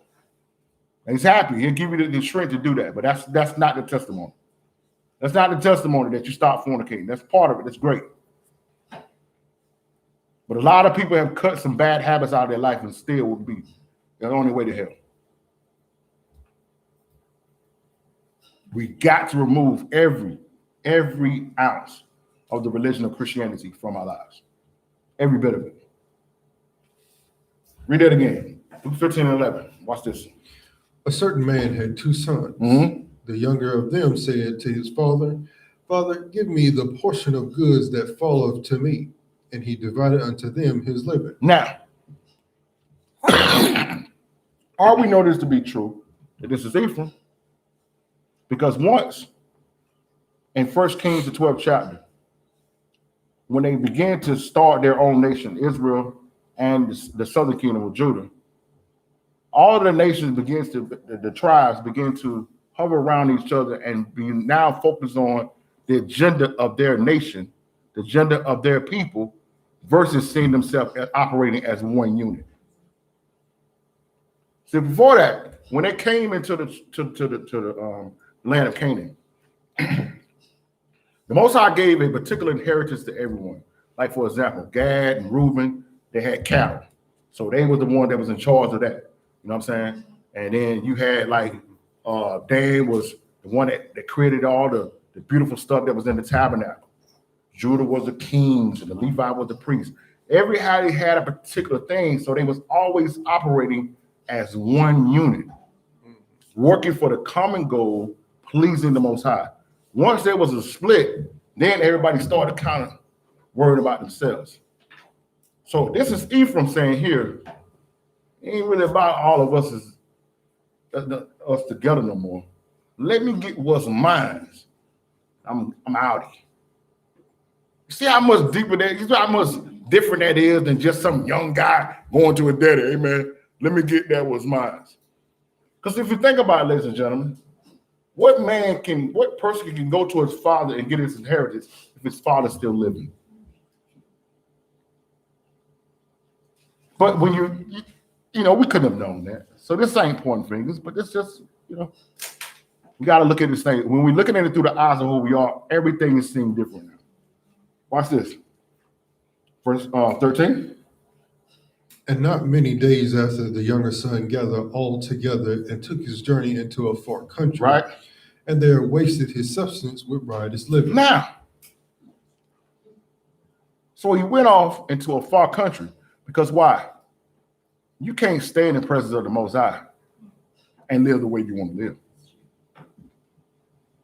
I'm going to keep referring back to 1 Kings 12 so you guys can get some understanding. This is 1 Kings 12, 2 Kings 17. There's going to be a lot of references for you to go back and get this understanding. In 1 Kings 12, Jeroboam, which was the king, he was Ephraim, from the tribe of Ephraim, who the Most High put over the 10 tribes. He began to tell himself, because what happened was, initially when the nation split, they went to war. They was about to go to war, and the armies marched on each other, but the elders were seeking the Most High and said, listen, man, we brothers, we're not supposed to fight. So the soldiers went back. Then the others started coming out, said, listen, brothers, let us still continue to keep the feast together. So according to the law, Passover, unleavened bread, first fruits, and tabernacle has to be kept in Jerusalem. Jerusalem was down in the southern kingdom. So they would return there and keep the law, keep the feast. Jeroboam began to tell himself, say, you know what? If they keep going down there to Jerusalem, keeping these feast days and rocking with the brother down there, They're gonna mess around, they ain't gonna rob me no more. So he bought 2 calves, same 2 calves that Aaron built, brought them to Bethel and to other areas. Put the wicked Levites and Danites over as priests, and they went away. And they went into captivity. Assyria came out and took them out and put Gentiles in the land of Samaria. This is why by the time Josiah comes, that there's Gentiles in the Samaritan land. That was the northern kingdom. So when they went off into this far country, this is Ephraim being cast away out of the presence of the Most High. You see that? But you have to know these things in order for this to make sense. But when you're hearing sermons, this understanding ain't coming out. You understand? So he goes off into this far country. This is Ephraim going into captivity. Right? And he wasted all of his goods. Watch this. Verse 14. And when he had spent all, there arose a mighty famine in the land, and he began to be in want. You see that? Because when Ephraim was in these foreign lands, in these Gentiles' lands, those Gentile gods were over those lands. So in order for you to get money and eat, you got to depend upon the Gentiles. Now, hold your place there because I need to show you something as far as understanding here. Go to Sirach 12, verse 8. Reason why I want to show you this, ladies and gentlemen, is because you better know who it is that you're connecting with. Now, before you read that Sirach 12 and 8, read verse 4. Read that last part of 13, that he went into a far country, took his journey into a far country, and then read verse 14. And took his journey into a far country, right? And there wasted his substance with riotous living. He wasted his substance with riding living. Now, you know if you're doing riding living, you ain't doing it by yourself. Okay, watch this, verse 14. And when he had spent all, there arose a mighty famine in the land, and he began to be in want. Now, after he had spent all of a sudden now, he's in want. But if he was around the right people, would he be in want? Let me show you what I mean. Sirach 12 and 8. Nevertheless, even those that spared us as men. Hold up. My bad. I put the wrong verse. 1 second. 1 moment. Yes, Sirach 12 and 8.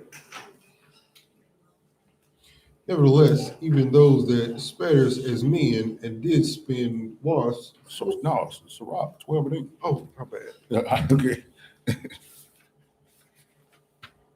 This time wasn't me this time. A friend cannot be known in prosperity. A friend cannot be known in prosperity. Why is this important? Because when everything is flowing and everything is good, you think the people around you are your friend, but you don't really know. Remember the premise that I asked? How many people gave off the intentions that they was with you or wanted to be around you for you, and then you found out they wasn't? Well, ladies and gentlemen, these Gentiles that was introducing Ephraim to all this stuff, hey, they know who he was and why he was blessed. He lost the concept of this. You know who you are and why you're blessed. You better be careful who you're allowing to be connected to you right now.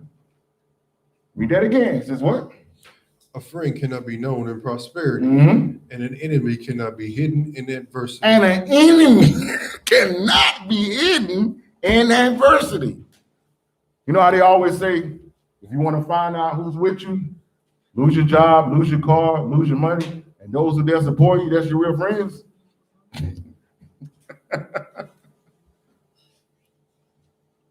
This is what Ephraim has had to find out when he went outside of the Most High. When he was so focused on what the Most High had, but he was no longer focused on him, this realization of who he was is now coming to place now. It's now coming. They're like, oh man, it really ain't about me no more. Israel was about the Most High, because when I was over there, I had everything. Now over here, I ain't got nothing. Just like that. Is it the Most High you want? Or it is this stuff? Watch this. Go back to Matthew, Luke 15. So he lost everything and found himself in want. Verse 15. And he went and Double that the Bible speaks so. And he went and joined himself to a citizen of that country, and he sent him into his field to feed swine. Are y'all seeing this? Are y'all seeing this? Now, as a result of everything falling apart, bring it out. As a result of everything falling apart, now he has had to join himself and connect himself with the Gentiles. He never had to do that before. Never would have considered it. And what did the Gentiles send him at? Sent him into his fields to feed swine. You see that? Now, ladies and gentlemen, what has happened to the so-called black man, to the so-called African-American woman in this country that made a decision to go away from the Most High? Look at what has happened to our community now. There was a point in time, ladies and gentlemen, when our community relied strictly on the Most High for everything. The 60s and 70s came and the Most High and opened up more doors for us. We took those doors that opened up and started using the access to do everything but what the Most High told us to do. We started making movies. They said, oh yeah, you can't come here yet, dudes. We started using the access to make movies and make songs and music. We started promoting everything else but the things of the Most High. And that's what the Gentiles gave you a platform to do. They're not going to put you in a profitable place. Once you take it, you lose your place with the Most High and start focusing on this stuff, you are now under the control of the enemy. And he will place you in the lowest parts on purpose. And now it's going to be, you have to make a decision whether or not you want him, the Most High being, or you still want his stuff, because the devil going to make a way for you to get some stuff. Watch this. Watch this. Where we at, D? 16. Verse 16. And he would fain have filled his building with the husk that the swine did eat, and no man gave unto him. Now, he's in a place now because these same people that were throwing up with him, the same Gentile that was living the righteous living with him, ain't offering him nothing. But you can eat this swine, though. You see how that works? Once you start chasing the goods and don't start chasing the Most High anymore, this is where you find yourself at.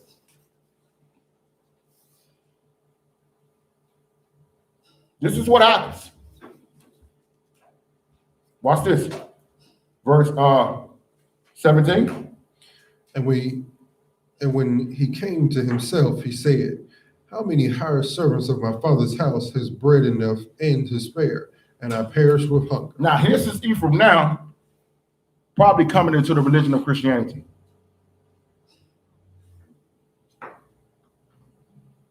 So you know what? I'm going to come back as a servant. I'm going to come back as a Gentile. Are y'all seeing this? Because once he fell all the way to the bottom, he found himself in the midst of a hog pen. But now in his sense, now when he's beginning to awaken, a servant status is good enough. But he didn't leave a servant. He left a son. She left us a daughter. This is why, ladies and gentlemen, when it comes to us, because we've had it so bad in captivity, just saying that, listen, man, I got a chance to be in heaven was good enough. And we took on the religion of Christianity as a life insurance versus a life assurance. Because we said we convinced ourselves life won't never gonna get no better. At least I when I die, I can go to heaven. But the lie was that you're never gonna make it there.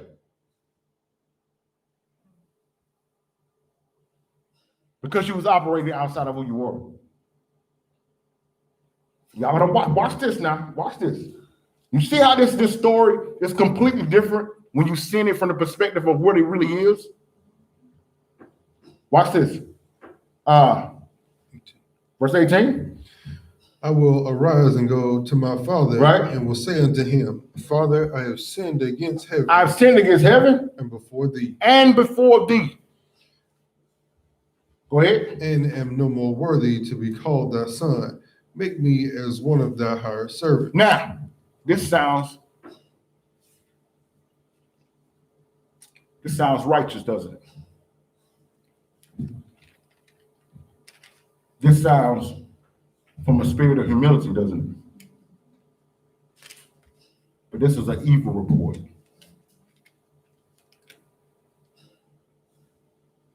This is why I tell you, ladies and gentlemen, that the sermons are dangerous. And I know people are offended with this, but sermons have caused more damage than crack. Because our people are living from one sermon to the next, and it's causing them to go worse and worse and worse and worse. Because all of us had this feeling of instability, of not feeling as if we deserved anything. We should have that feeling, but we can't live in that because it's only a feeling. He's not a servant. And if he continues to have a servant mindset, he will not only serve himself disfavor, but will continue to serve the Gentiles and accept it. Watch this. Verse 19. So like verse 20. And he arose and came to his father. Right. But when he was yet great way off, his father saw it. Right. And had compassion and ran and fell on his neck and kissed it. And this is the beautiful thing about the Most High. Hold your place there, go to Jeremiah 31. Let me show you what I mean. This is the beautiful thing about the Most High. Straight to it. Stay in the spirit. Look at what I'm talking about right here. Jeremiah 31, verse 1. At the same time, saith the Most High, will I be their Yah and all the families of Israel, and they shall be my people. So when he goes through Jeremiah 30, he's talking about Jacob's trouble and all the things that we're going to have to deal with. But he said at the same time that I'm severing my people away and I'm bringing my people back from their captivity, I'm going to remain the Yah of my people. And that's never going to change. Verse 2. Thus saith the Most High, the people which were left of the sword found grace in the wilderness. You see that? So now he's talking about those who found grace, who survived the sword, because the sword is coming. Jacob's trouble is upon us. Go ahead. Even Israel, when I went to cause him to rest. Mm-hmm. The Most High has appeared of old unto me, saying, Yea, right. I have loved thee with an everlasting love. I have loved thee with an everlasting love. Go ahead. Therefore, with loving kindness have I drawn thee. Look at that. He didn't run back to him. He was drawn back. That's why it says in Baruch, the 2nd chapter, in the land of the captivity, you will remember yourself because I will send the Spirit. And it's only because you're seeking the Father and not his stuff. If he only came back to get stuff, he would still be in the hog pen. At that moment, ladies and gentlemen, he made a decision, said, I want the Father, not his stuff. Are y'all seeing the difference here? Watch this. So let's go back. I want you to see that we keep talking about, when you look at this and preaching this as a sermon, you're saying, well, he made a decision and he ran and the father ran and met him. No, the reason why the father knew he was coming because he'd already drawn him. He wasn't shocked. The father wasn't surprised to see his son and his daughter come up on the hill. He didn't see the surprise to see his son and his daughter to get up out of that valley of dry bones, because he's already sent the prophets to prophesy. He's already sent his Holy Spirit to wake him up. He's already sent his son to shed the blood on the tabernacle. He's not surprised. That's why he was coming and running. If somebody just pull up at your house out of the blue and you're not expecting, you're not going to be standing at the door. You got to say, hold on for a minute. Let me get ready. The father knew he was coming because he drawed him. He called him. It was his spirit that sunk for him, for his son, for Ephraim. Just not some wayward child. His son, his beloved. Watch this. Where we at? Verse 21. And the son said unto him. Now notice, the son said unto him. Not the servant. Not the servant. The son. Watch this. And the son said unto him, Father, I have sinned against heaven and in thy sight, and am no more worthy to be called thy son. But the father said to his servant. Notice now. But the father said to his servants, go ahead, what do you say? Bring forth the best robe. Bring forth the best robe. And put it on him. And put a ring on his hand and shoes on his feet. And bring hither the fatted calf and kill it. Right. And let us eat and be merry. Right. For this my son. This my who? This my son. This my who? My son was dead and is alive again. He was lost. He was what? He was lost and is found. They begin to be merry. Now go to Hosea 1, verse 9. Y'all see what this is so different now.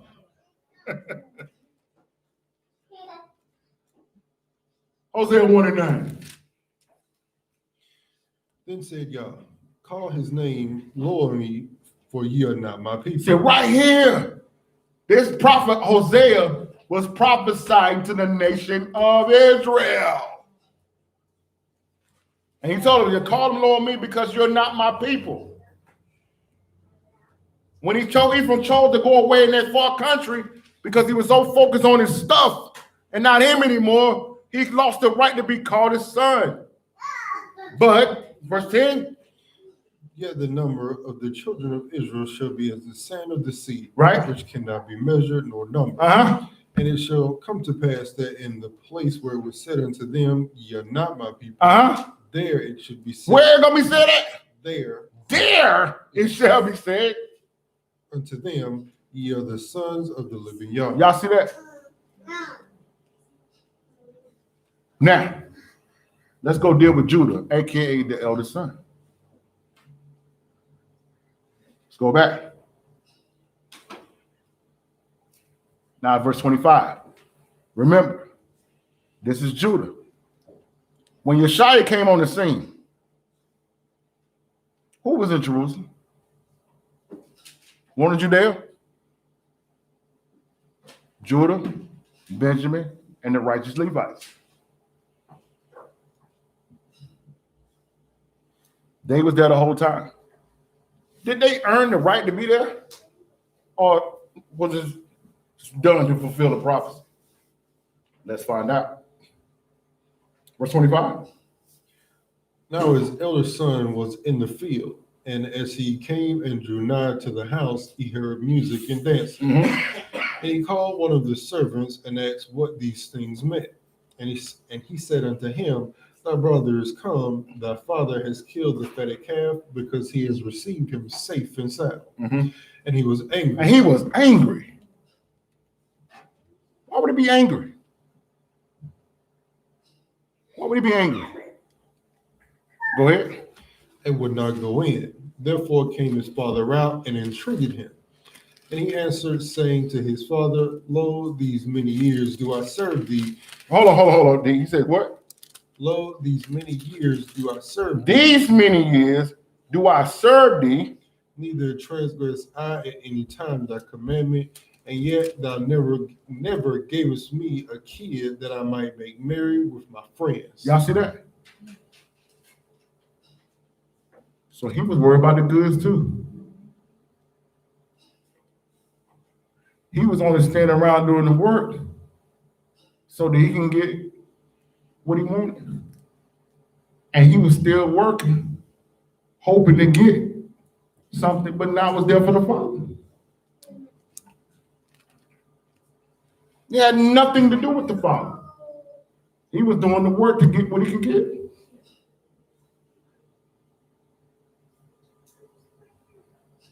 Y'all see that? That's what the real thing is going on here. Judah is mad because you allow Ephraim to come back. And today, ladies and gentlemen, this same thing is going on to this day. Because a lot of our people right now don't want to accept the northern kingdom as part of the 12 tribes. It hasn't changed. When we break out that the so-called Mexicans, the so-called Puerto Rican, the so-called Cubans, the so-called Colombians, the people of the native people of Brazil, the people of Costa Rica, Panama, Honduras, when we bring out these people, the children of Israel, our people are mad. The so-called Native Americans, our people don't want to hear that because they're still in this place right here. They're focusing on how they look. They're focusing on some of the things some of their people have done. They're focusing on some of the positions, political positions, and statements that some people have done to our people, to the so-called blacks and African Americans. And they said, man, they can't be people. Refuse to hear it.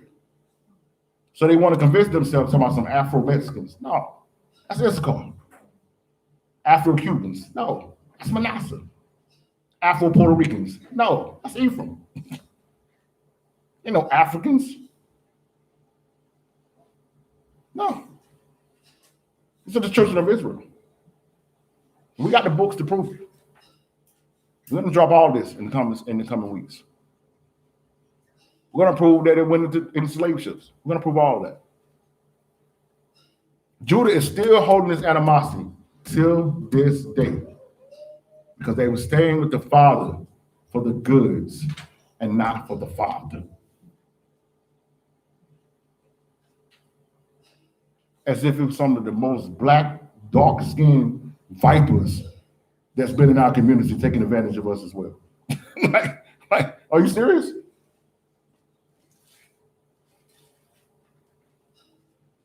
The devil comes in all colors. And as a result of captivity and slavery, so does Israel. We've got to get over this colorism amongst Israel. That's another thing that we need to go into. This colorism in Israel is terrible. And it's part of the Willie Lynch letter. That's another lesson for another time. Let's finish this up. Where we at, D? Verse 30? But as soon as this, the son was come. Notice he don't even call him his brother no more. This, thy son. He's your son, but he ain't my brother. I can be your son, but don't be my brother. Go ahead. Which has devoured thy living with harlots, thou hast killed for him the fatted calf. You never gave me the fattest calf. I've been here the whole time. You see how he focuses on the goods and stuff, not the Father? Because he's been with the Father while the son, the young son, been way out there. He had the Father the whole time, but he wasn't concerned with that because that wasn't what he was there for. He had more sense than the younger son, knowing that he get more stuff being there than you gain away. That still don't make you right. Watch this, verse 31. And he said unto him, Son, thou art ever with me. He said, man, you ever with me? Go ahead. And all that I have is done. All that I have is done. You had access to everything I had. You just are so focused on getting things, you never focus on me. And what is he telling? It was me that we should make merry and be glad, for this thy brother was dead and is alive again, and was lost and is found. We got to make merry for that. Because Ephraim has come home. And now it's time for you to realize who you are and come home, Judah. You're not black, Judah. You're not an African American. You're from the tribe of Judah, from the nation of Israel. And is it the Most High you want, or this is his stuff? This is the question that you need to ask yourself today. Gone? So where we at, Better Day? Any questions?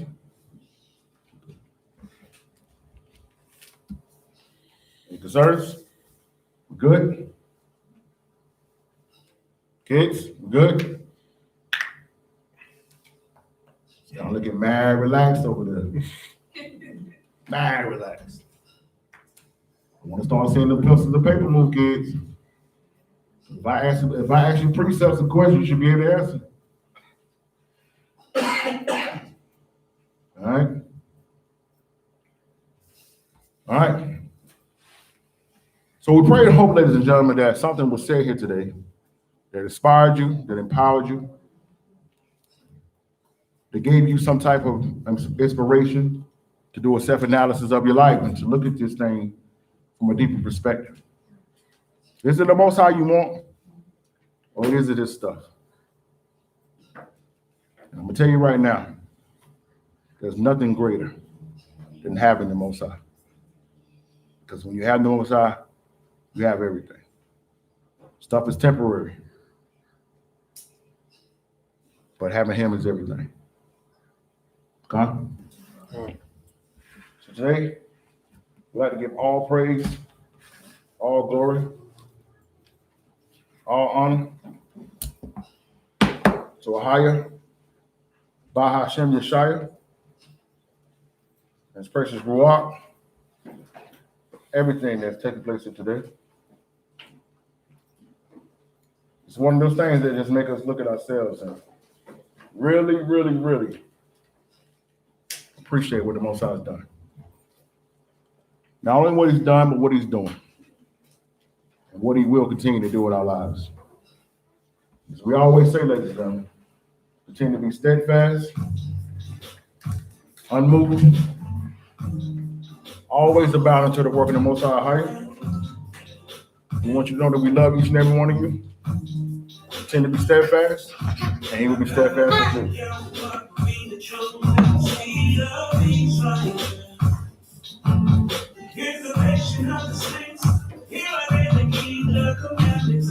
You got something? Bring it out.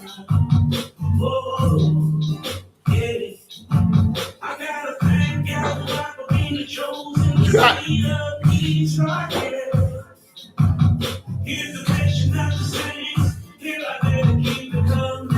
You ready for it? You ready for it? It's too high. Yeah, I got you. You share with us after. Yeah, okay. I understand. You don't want to confuse people. Y'all understood. You said you ain't ready, man. You and your cousin, Scott. Y'all boys too deep for the people, man. Too deep for the people. Y'all gotta take it down a level so the people can understand. You know what I'm saying? Yeah, man.